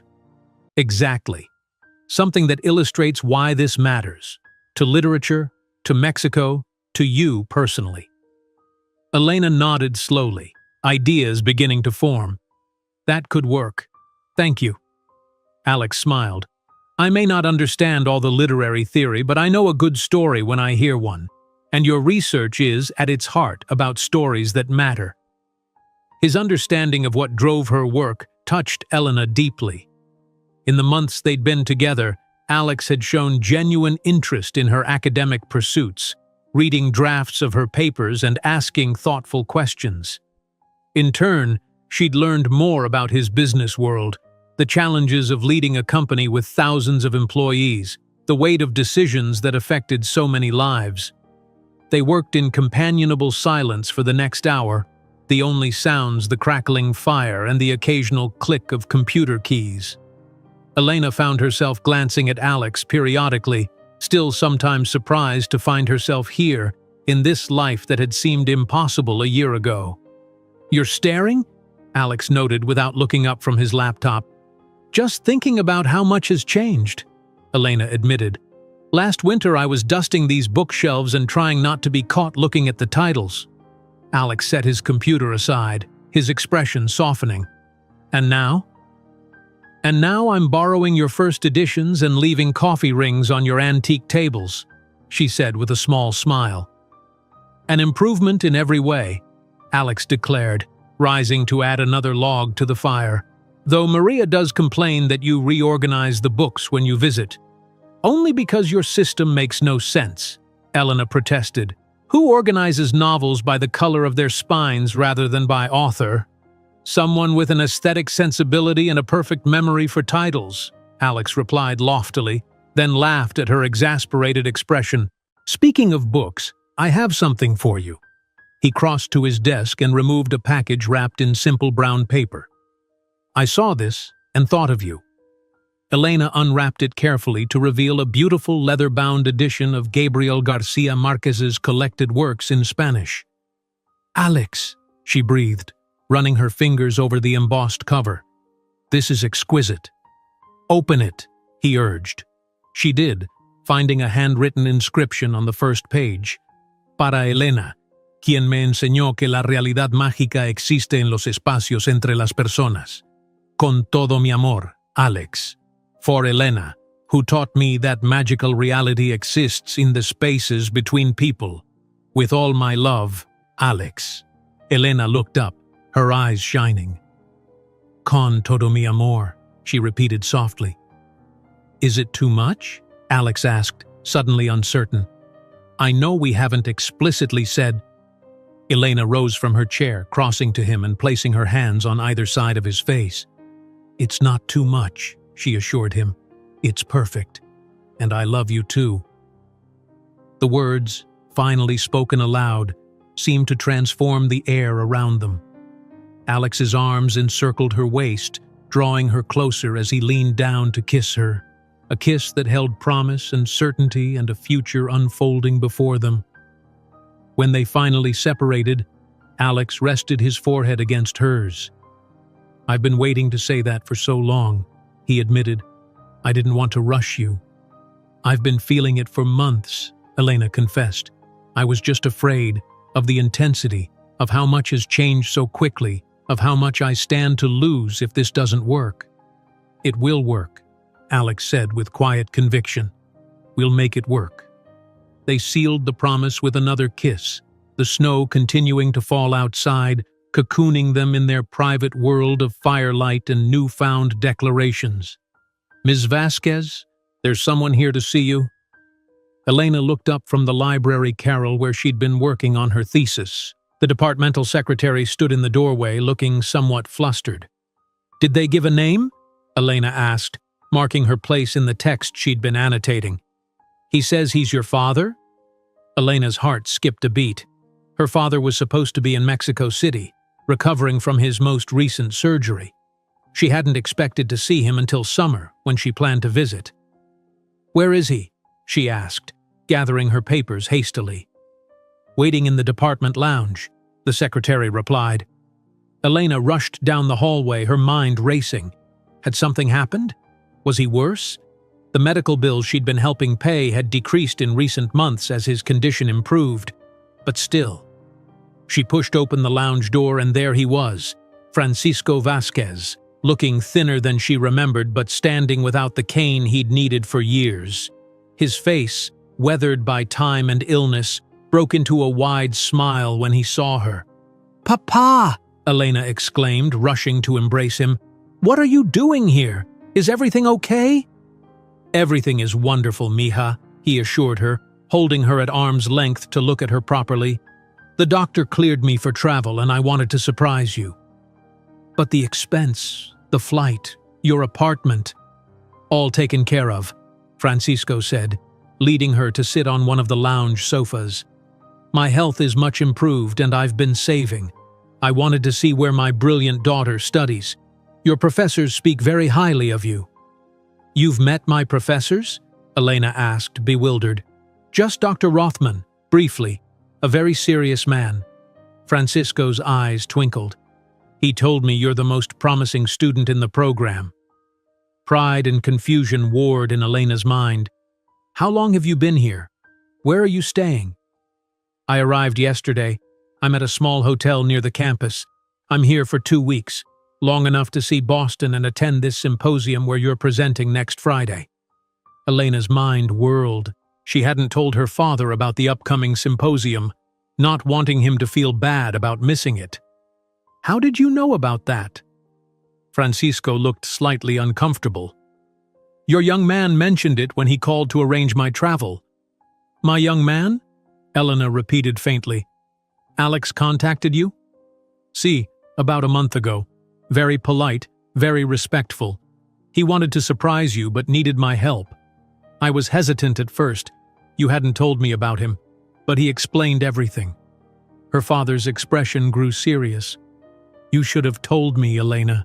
About him, about the scholarship, about how things have changed for you here." Guilt washed over Elena. She'd been vague in her communications with her father, not wanting to worry him with the complexities of her relationship with Alex, unsure how to explain the scholarship without raising questions. "I'm sorry, Papa. I wanted to tell you in person when I visited this summer. It's complicated." "Love usually is," Francisco said with surprising gentleness. "But from what I've heard, this Alexander seems to care deeply for you." "He does," Elena confirmed, "and I care for him. But there are challenges, our different backgrounds, the way people see us together." "Ah," Francisco nodded in understanding. "You worry people think you're with him for his money." Elena winced at the blunt assessment. "Or that he's with me as some kind of exotic diversion. And what does Alexander say about these concerns? He says they don't matter, that what's between us is what counts." "A wise man," Francisco observed. "Mija, I've watched you carry the weight of our family's struggles on your shoulders for years. You put your dreams aside to help me, to send money home. Perhaps it's time to allow yourself happiness without guilt." Elena's eyes filled with tears. "It's not that simple, Papa." "It never is," he agreed. "But don't create obstacles where none exist. This man arranged for your old father to attend your symposium because he knew it would bring you joy. That tells me something about his character." Before Elena could respond, the lounge door opened and Alex himself appeared, looking slightly breathless. "I'm so sorry I'm late," he said, crossing to shake Francisco's hand. "The board meeting ran over. It's wonderful to see you again, Mr. Vasquez." "Please call me Francisco," her father insisted. "We were just discussing you." Alex glanced at Elena, noting her emotional state. "All good things, I hope?" "The best," Francisco assured him. "Now, you promised to show me this famous Boston of yours before dinner." "I'd be honored," Alex said. "Elena, will you join us?" Elena looked between the two men, her father, who had sacrificed so much for her education, and Alex, who had created this moment of connection between her two worlds. The gesture was so thoughtful, so perfectly aligned with what would matter to her, that any lingering reservations about his surprise melted away. "I wouldn't miss it," she said, gathering her belongings. As they left the building together, Elena noticed several of her classmates watching with undisguised curiosity. For once, she didn't mind the attention. Let them see. Let them wonder. The people who mattered understood the truth of what existed between her and Alex. Francisco looped his arm through hers as they walked. "I like him," he said quietly, nodding toward Alex, who had stepped ahead to hail a taxi. "He looks at you the way your mother looked at me, like you are the answer to a question he's been asking his whole life." Elena squeezed her father's arm, too moved to speak. Outside, the Boston spring was in full bloom, the trees lining Commonwealth Avenue heavy with blossoms that drifted down like snow when the breeze stirred. Alex turned back to them, his face lighting up when he caught Elena's eye. And in that moment, everything, their different worlds, the challenges ahead, the uncertainties of the future, seemed manageable in the face of what they'd found together. "Congratulations to this year's Fulbright recipients," Dean Matthews announced, gesturing to the small group of scholars gathered on the stage. Your research will represent Boston University's commitment to global academic excellence." Applause filled the reception hall as Elena stood among her fellow recipients, trying to appear composed despite the elation bubbling inside her. After months of work on her proposal, weeks of interviews, and agonizing days of waiting, the official announcement had finally come. She would spend the next academic year researching in Mexico City. From the front row, Alex caught her eye and smiled, his pride evident even from a distance. Beside him sat Francisco, who had extended his visit by another week after Elena received the preliminary notification. Professor Rothman was there too, his usual stern expression softened by satisfaction at his student's achievement. After the ceremony, well-wishers surrounded Elena, classmates, professors, university administrators. She accepted their congratulations graciously, still somewhat dazed by the reality of her accomplishment. When Alex finally reached her side, he simply squeezed her hand, knowing that public displays of affection would make her uncomfortable in this setting. "I'm so proud of you," he said quietly. "We both are," Francisco added, embracing his daughter. "Though I admit, I have selfish reasons to be pleased. Having you in Mexico City for a year means I'll see you much more often." "That's definitely a benefit," Elena agreed, her eyes shining. The thought of regular visits with her father during her research year was almost as exciting as the scholarship itself. Professor Rothman approached, nodding formally to Alex and Francisco before turning to Elena. "Well deserved, Ms. Vasquez. Your proposal was exceptional." He glanced at Alex. "Mr. Harrison, I trust you realize the significance of your friend's achievement. The Fulbright is among the most prestigious scholarships in academia." "I'm well aware, Professor," Alex replied smoothly. "Elena's work deserves this recognition and more." Something in his tone made Elena suspect this wasn't their first conversation about her academic merits. She wondered if Rothman had initially assumed Alex's influence had played a role in her selection, a suspicion she herself had wrestled with until the committee chair had specifically praised elements of her proposal that Alex had never seen. "Will you join us for dinner, Professor?" Francisco asked. "We're celebrating at Madeira." Rothman's eyebrows rose slightly at the mention of one of Boston's most exclusive restaurants. "Another time, perhaps. I have papers to grade." He nodded to Elena. "Enjoy your evening. We'll discuss your research schedule next week." As Rothman departed, Francisco excused himself to use the restroom, leaving Elena and Alex momentarily alone. "Madeira?" Elena questioned. "That wasn't the plan." Alex had the grace to look slightly abashed. "I may have upgraded our reservation. This is a special occasion."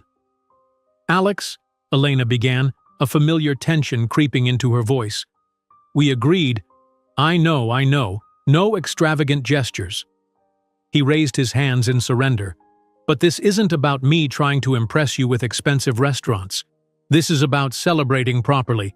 Your father is here, you've just received a prestigious scholarship, and He hesitated, then continued more quietly.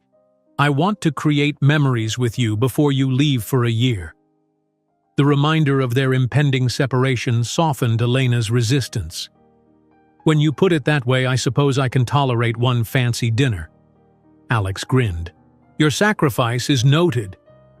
Later, as they dined in Madeira's elegant surroundings, Elena found herself actually enjoying the experience. The restaurant occupied the top floor of a downtown high-rise, offering panoramic views of Boston Harbor. The food was exquisite, the service impeccable, and most importantly, the company perfect. Francisco was in rare form, sharing stories of Elena's childhood determination, how she'd taught herself to read before starting school, how she'd organized a neighborhood library from her own books, how she'd corrected her high school literature teacher's analysis of Don Quixote. "She's always been fearless with her opinions," Francisco concluded, raising his glass. "To my brilliant daughter, who will change how the world understands literature." "To Elena," Alex echoed, his eyes warm with affection. As they clinked glasses, Elena felt a momentary pang at the thought of leaving this. Her father and Alex together, the life she'd built in Boston, the relationship that had transformed her understanding of love.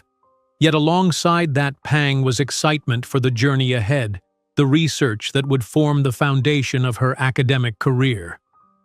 "You're thinking about Mexico City," Alex observed as Francisco excused himself to take a call from his doctor. Elena nodded. "Is it that obvious?" "Your expression gets distant when you're mentally planning research. It's rather adorable." Alex reached across the table, taking her hand. "It's going to be an amazing year for you." "But difficult for us," Elena said, voicing the concern that had lingered since she'd submitted her application. "Difficult, yes. Impossible, no." Alex squeezed her hand. "We'll make it work. I have more frequent flyer miles than I could use in a lifetime, and Mexico City has excellent internet for video calls." Elena smiled at his practicality. "You've thought about this." "I've thought about little else since you told me you were applying," Alex admitted. "I won't pretend I'm thrilled about spending a year apart, but I am thrilled about what this opportunity means for you." His unwavering support touched her deeply. "How did I get so lucky?" "I ask myself the same question every day," Alex replied, his voice dropping to that intimate tone that still made her heart race. "Now, what do you say we order dessert? The chocolate soufflé here is apparently life-changing." "Are you sure about this?" Elena asked, adjusting the emerald earrings Alex had given her for her birthday. "These people are your business associates, your friends. I'm going to stick out like the brilliant, beautiful woman you are," Alex suggested, straightening his bow tie in the mirror beside her. They stood in his bedroom, a space that had become increasingly familiar to Elena over the past 8 months of their relationship. Tonight was the annual Harrison Foundation Gala, a high-profile charity event that raised millions for educational initiatives. It would be their first major public appearance as a couple. "You know what I mean," Elena insisted. "Half of Boston's elite will be there, and they all know I used to clean your house." Alex turned to face her, his expression serious. "Elena, you're attending as my partner and as a Harrison Foundation scholar, both roles you've earned through your own merit. Anyone who sees you differently isn't worth our concern." Elena smoothed the skirt of her gown, a deep emerald silk that complemented the earrings. The dress had been a splurge, even with her increased stipend from the Fulbright, but tonight she wanted to feel confident, prepared. "I know you're right," she sighed. "I just can't help worrying about embarrassing you." "The only way you could embarrass me is if you started discussing my teenage goth phase," Alex said with mock seriousness. "My mother keeps threatening to bring the photos." Despite her nerves, Elena laughed. "Now I'm definitely looking forward to meeting your mother." "She's looking forward to meeting you too," Alex assured her. "She's heard nothing but good things." "From you, maybe. I'm sure the Whitmores and their friends have been less complimentary." Alex's jaw tightened slightly. "The Whitmores won't be there tonight. Thomas resigned from the board last month." This was news to Elena. "Why?" "Let's just say I made it clear that his attitudes weren't compatible with the Foundation's values," Alex said cryptically. "Now, are you ready?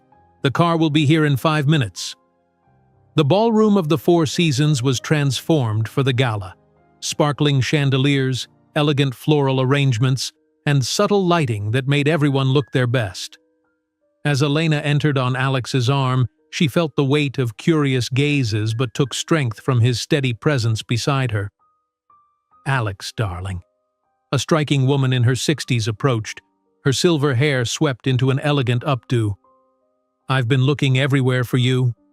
"Mother?" Alex greeted her warmly, kissing her cheek. "May I introduce Elena Vasquez?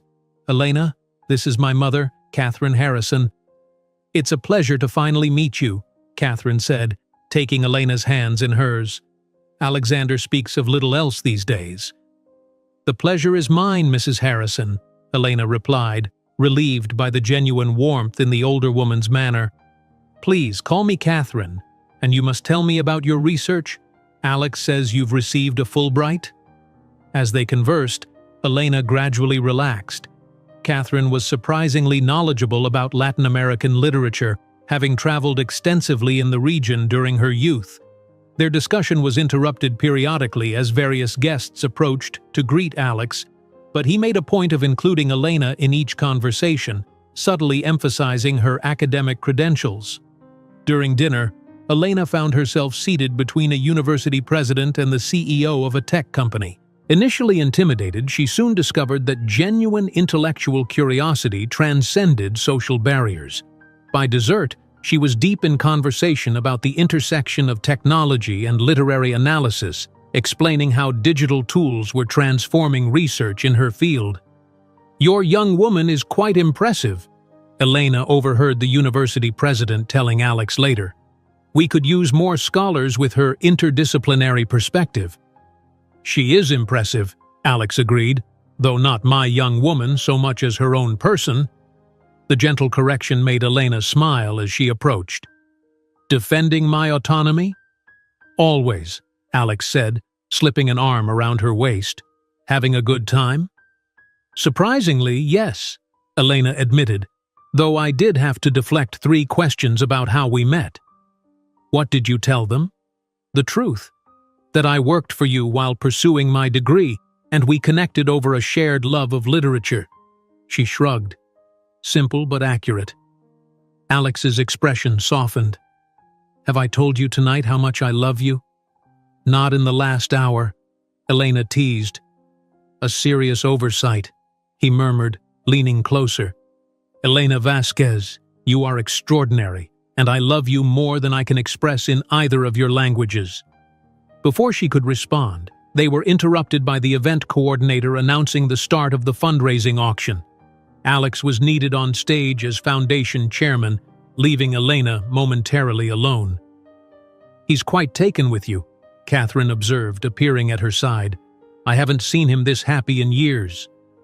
"I feel the same way," Elena admitted, "though I worry about the year ahead with me in Mexico City." Catherine's gaze was shrewd but kind. Distance tests relationships, certainly, but it also clarifies what matters. She patted Elena's arm.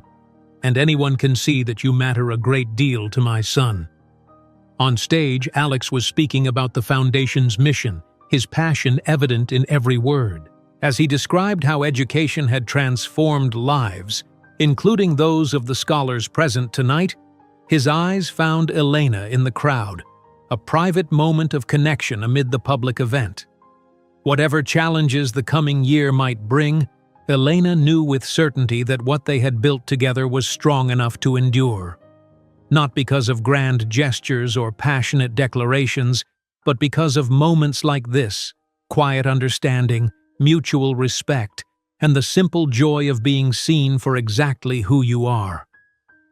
Elena surveyed the organized chaos of her apartment, half-packed suitcases, stacks of books sorted by priority, piles of clothing she was still deciding whether to take or store.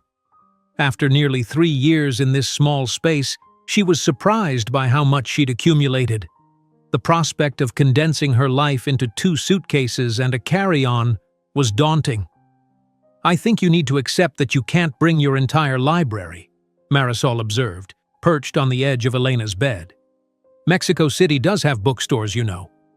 "But these are my annotated copies," Elena protested. "My research notes are in the margins." "Then scan the important pages," Marisol suggested practically. "Or better yet, let your rich boyfriend buy you a tablet so you can digitize everything." Elena rolled her eyes. "He's offered 3 times, but I prefer physical books." "Luddite," Marisol teased, then grew serious. "Speaking of Alex, how are you two handling the impending separation?" Elena folded a sweater, considering the question. "Better than I expected, actually. We've talked through how we'll stay connected. Regular video calls, visits when possible. He's already booked flights for October and December." She smiled faintly. "He's very organized about it all. He made a shared calendar." "Of course he did." Marisol said with affectionate exasperation. "The man probably color codes his sock drawer." "Only the dress socks," Elena replied, deadpan. When Marisol's eyes widened, she laughed. "I'm kidding. Mostly." Marisol joined her laughter, then reached for Elena's hand. "I'm going to miss you, you know. Who's going to force me to attend poetry readings and foreign films?" "Alex has promised to keep an eye on you," Elena informed her. "He's under strict instructions to make sure you don't spend the entire year watching reality TV."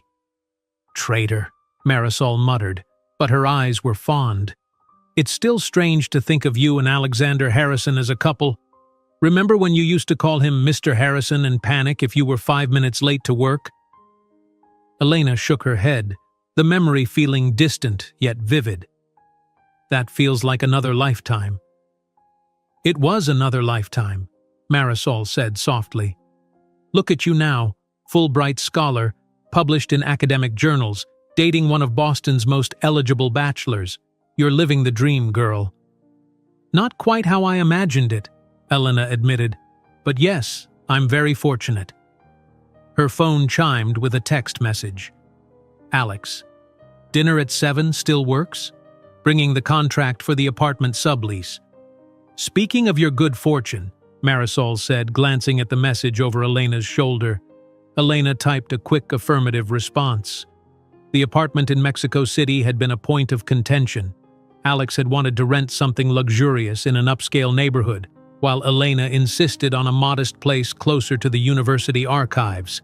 They'd compromised on a charming apartment in Coyoacán, not far from Frida Kahlo's Blue House, with enough space for a small home office but not so lavish as to make Elena uncomfortable. "I should finish packing," Elena said, turning back to the suitcase. "My flight's in 3 days, and I still have 1,000 things to do." Marisol stood, gathering her purse. "I'll leave you to it. But don't forget our farewell dinner tomorrow night. Everyone's coming. Your cohort from the department, some of the faculty, even that grumpy Professor Rothman."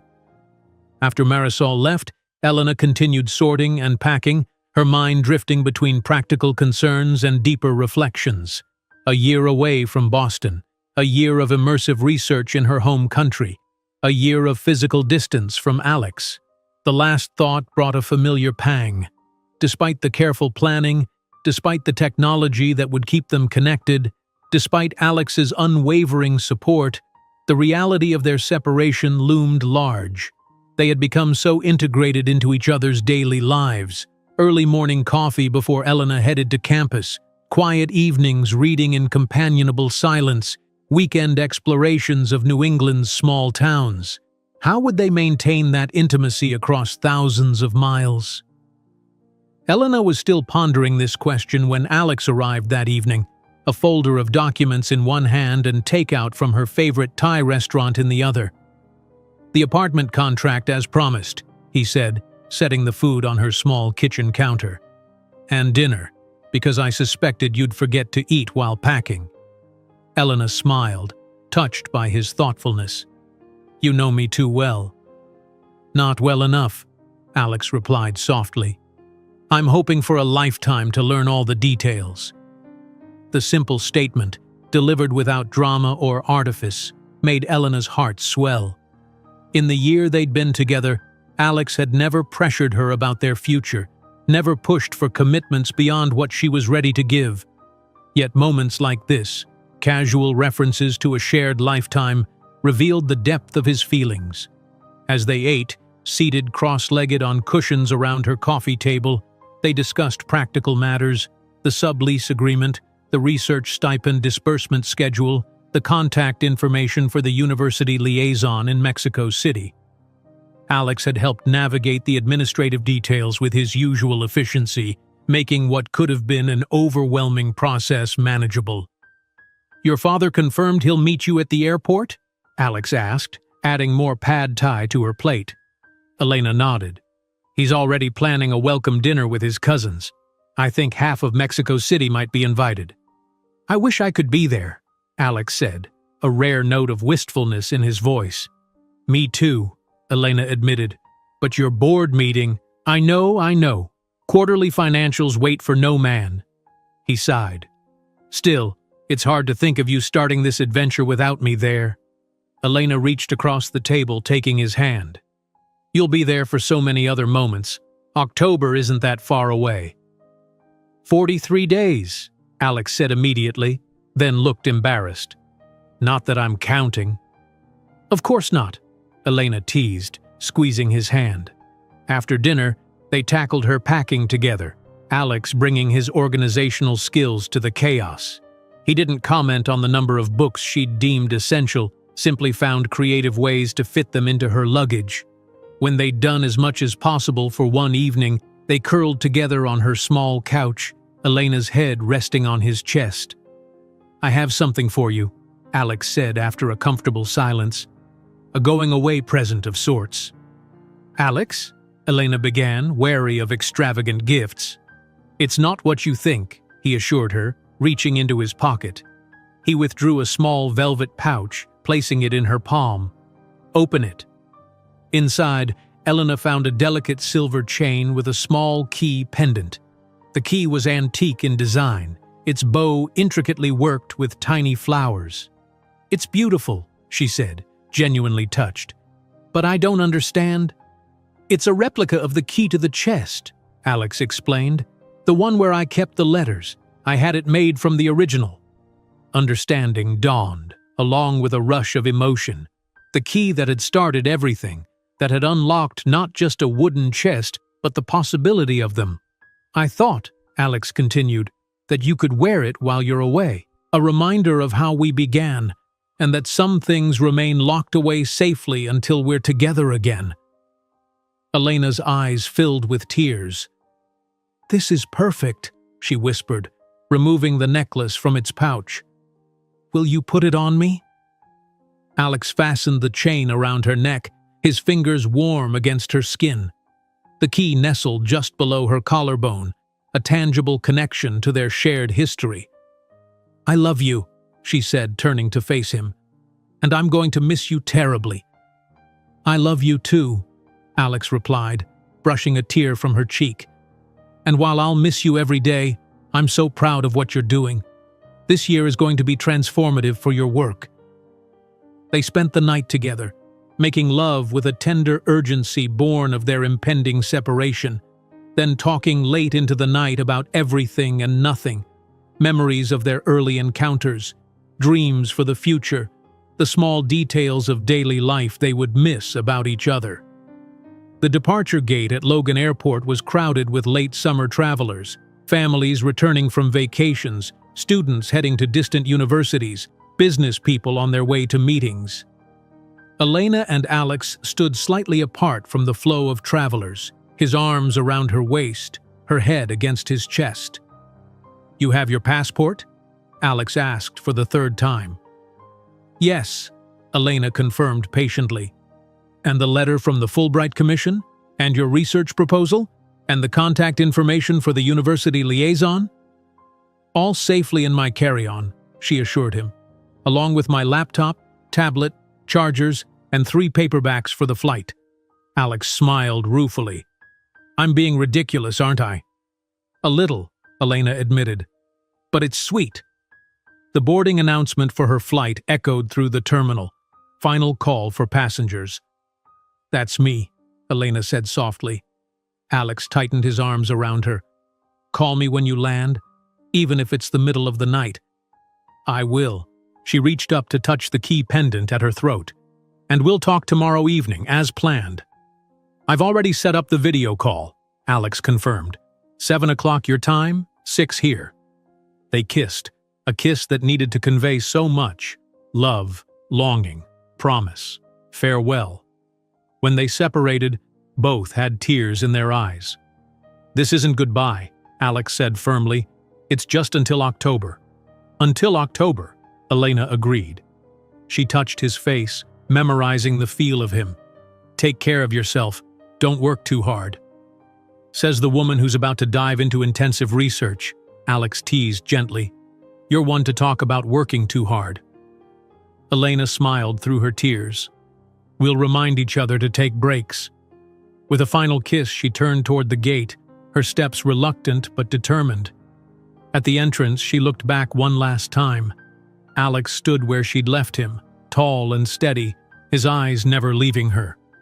He raised a hand in farewell, and she mirrored the gesture before stepping onto the jetway.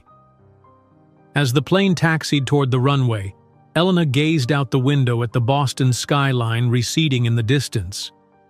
The city had transformed her life in ways she could never have imagined when she'd arrived 3 years ago with nothing but determination and dreams. She was leaving with so much more: academic recognition, professional opportunities, a network of mentors and colleagues, and most unexpectedly, a love that had rewritten her understanding of possibility. The key pendant rested against her skin, a constant reminder of what waited for her return. As the plane lifted into the clouds, Elena closed her eyes, letting herself feel the complex mix of emotions: sadness at the separation, excitement for the work ahead, and beneath it all, a profound gratitude for the journey that had brought her here, poised between what had been and what might be. Mexico City beckoned with its rich archives and literary history. Boston held her heart and future. For the next year, she would live between these worlds, straddling countries and cultures as she had all her life, but now with a clearer sense of belonging in both. The Universidad Nacional Autónoma de Mexico's archives smelled of old paper, leather, and time. Elena sat at a corner desk, surrounded by rare first editions and fragile manuscripts, taking careful notes on her laptop. After 8 months in Mexico City, she had settled into a productive routine: mornings in the archives, afternoons writing in her apartment or local cafes, evenings connecting with family or calling Alex. Today's discovery had been particularly exciting: an unpublished correspondence between 2 female Mexican authors from the 1950s, discussing their deliberate subversion of magical realist tropes to address women's experiences. The letters provided concrete evidence for a central argument in Elena's research, connecting theoretical concepts to the actual intentions of the authors.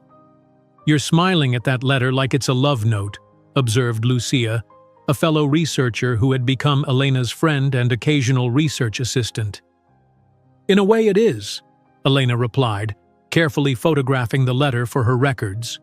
Proof that these women were consciously developing a feminist counter-narrative decades before critics acknowledged it. "Your advisor will be thrilled," Lucia said, gathering her own materials. "Are we still on for coffee tomorrow?" Elena nodded, checking the time. 4 o'clock. "But I need to leave now. I have a call with Alex in 30 minutes. "Ah, the daily check-in with Boston," Lucia teased gently. "Tell him I said hello." As Elena packed her materials, her phone buzzed with a text from her father. "Dinner at my place tonight? Rosa is making chiles rellenos. Wouldn't miss it." 7 p.m., she responded, touched by how seamlessly she had reintegrated into her father's life during these months in Mexico.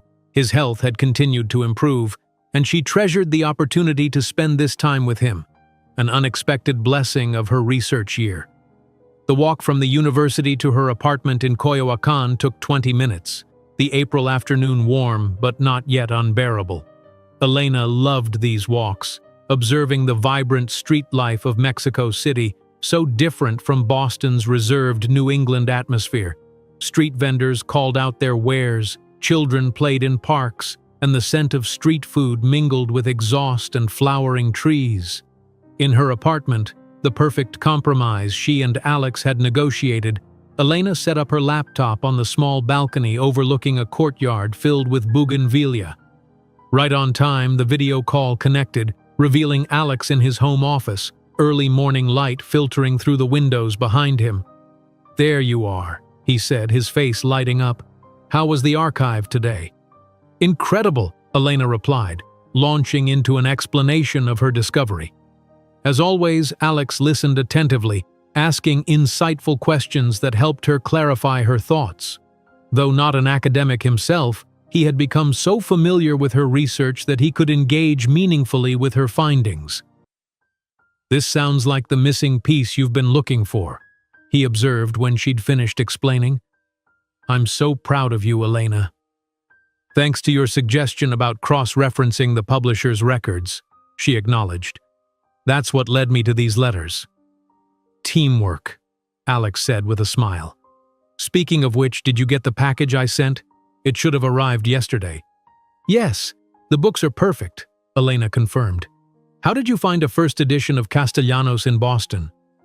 I have my sources, Alex said mysteriously. Actually, a rare book dealer I know located it in Chicago. I thought it might be useful for your comparison chapter. These thoughtful gestures had become part of their long-distance relationship. Books shipped across continents, articles forwarded with notes in the margins, small surprises that showed each was thinking of the other despite the separation. How are the preparations for your visit next month? Elena asked, shifting topics. Did you book the cultural tours I recommended? Alex's expression changed subtly, a flicker of something Elena couldn't quite identify crossing his features. About that, he began. I was thinking of arriving a bit earlier than planned. Would that work with your schedule? Of course, Elena said, surprised. How much earlier? 3 weeks from now instead of 6, Alex replied. There's something specific I want to do while I'm there, and the timing in May would be better. Curiosity piqued. Elena tried to read his expression through the screen. Is everything okay? Everything's perfect, Alex assured her. I just miss you, and an opportunity came up to handle some business in Mexico City sooner rather than later. Though not entirely convinced by his explanation, Elena decided not to press. Well, I certainly won't complain about seeing you sooner. My apartment is small, but I'll get a hotel room, Alex interrupted. I don't want to disrupt your research routine.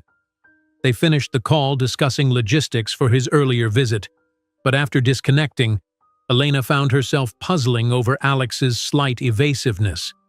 It wasn't like him to be vague about plans. Still, the prospect of seeing him in just 3 weeks rather than 6 lifted her spirits considerably. That evening at her father's apartment, Elena was still contemplating Alex's change of plans when Francisco interrupted her thoughts. Elena, are you listening? Rosa asked if you'd like more chilies. Oh, yes, please, Elena said, smiling apologetically at her father's partner of 6 months, a warm-hearted kindergarten teacher with a talent for traditional cooking. You seem distracted tonight, Francisco observed, refilling her glass. Trouble with your research? No, the research is going wonderfully, Elena assured him. It's just, Alex changed his visit plans. He's coming sooner, and he seemed a bit mysterious about it. Francisco and Rosa exchanged a glance that Elena didn't miss. What? Do you know something? Me? No, nothing, her father said too quickly. I'm sure he just misses you. 8 months is a long time. Elena narrowed her eyes suspiciously. Papa, you're a terrible liar. Always have been. Francisco sighed, then smiled. You're right, but I promised not to say anything, so I won't. Some surprises should remain surprises. This confirmation that there was indeed a surprise only heightened Elena's curiosity, but she knew better than to press her father when he had given his word. Whatever Alex was planning would reveal itself soon enough. 3 weeks later, Elena waited nervously at Mexico City International Airport, scanning the arrivals gate for Alex's familiar figure. Despite their daily video calls, despite his October and December visits, 8 months of separation had created a strange mixture of intimacy and distance. They knew the details of each other's daily lives but had missed the physical presence, the casual touches, the shared silences that formed the foundation of their connection. When Alex finally emerged, taller than most of the surrounding travelers, Elena felt her heart leap. He spotted her immediately, his face transforming with a smile that erased any uncertainty.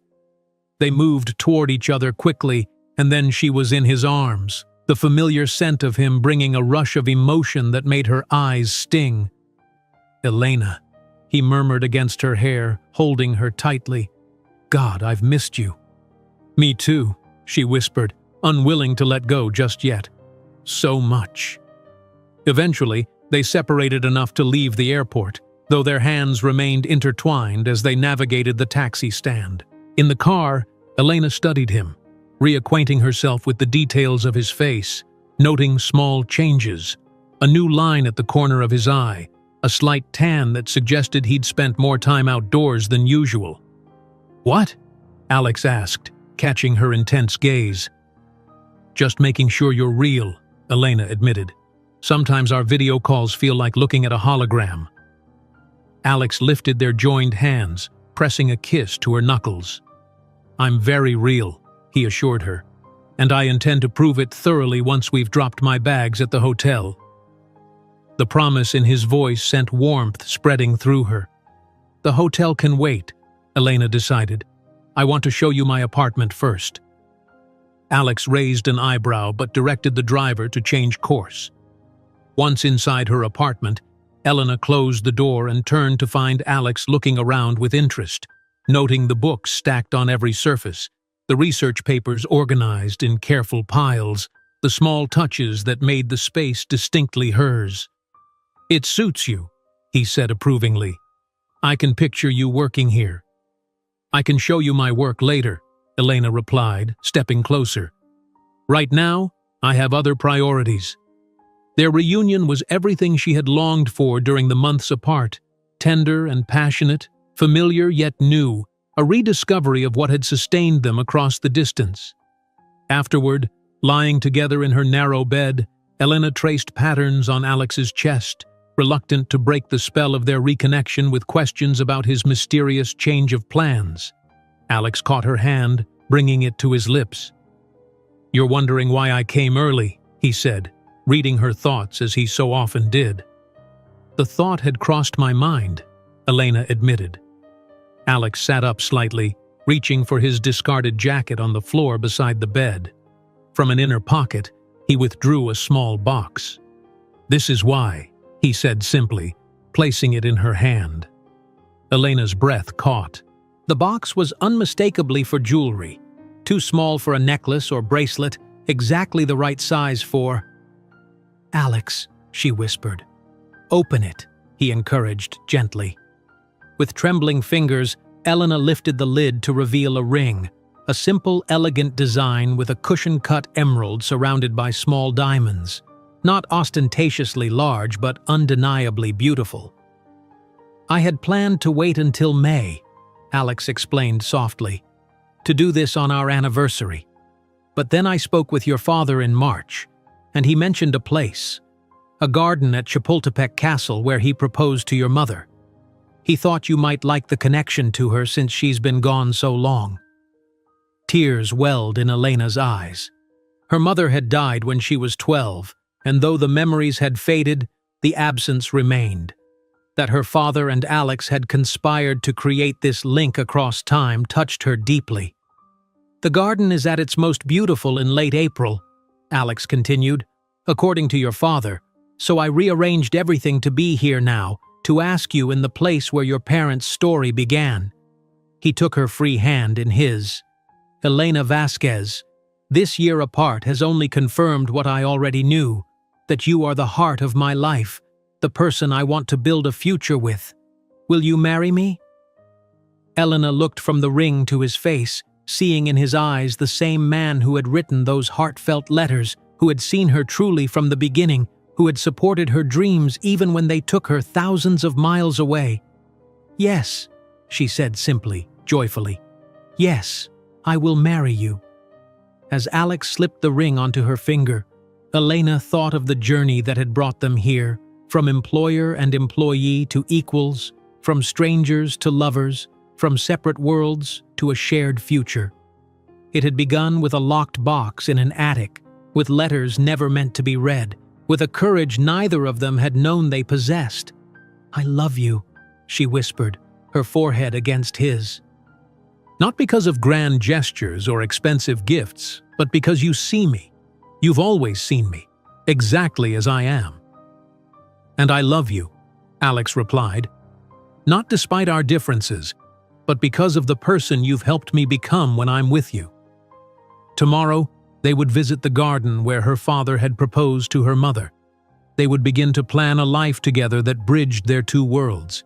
There would be challenges and adjustments, compromises and celebrations. But tonight, in the small apartment filled with books and research and the scent of bougainvillea drifting through the open window, they simply held each other. Two people who had found in each other something neither had been looking for but both had always needed: the recognition of a soul that sees you completely, loves you unreservedly, and chooses you again and again across any distance. If you enjoyed today's video, I'm sure you'll love the next one. Don't waste time. Just click on the screen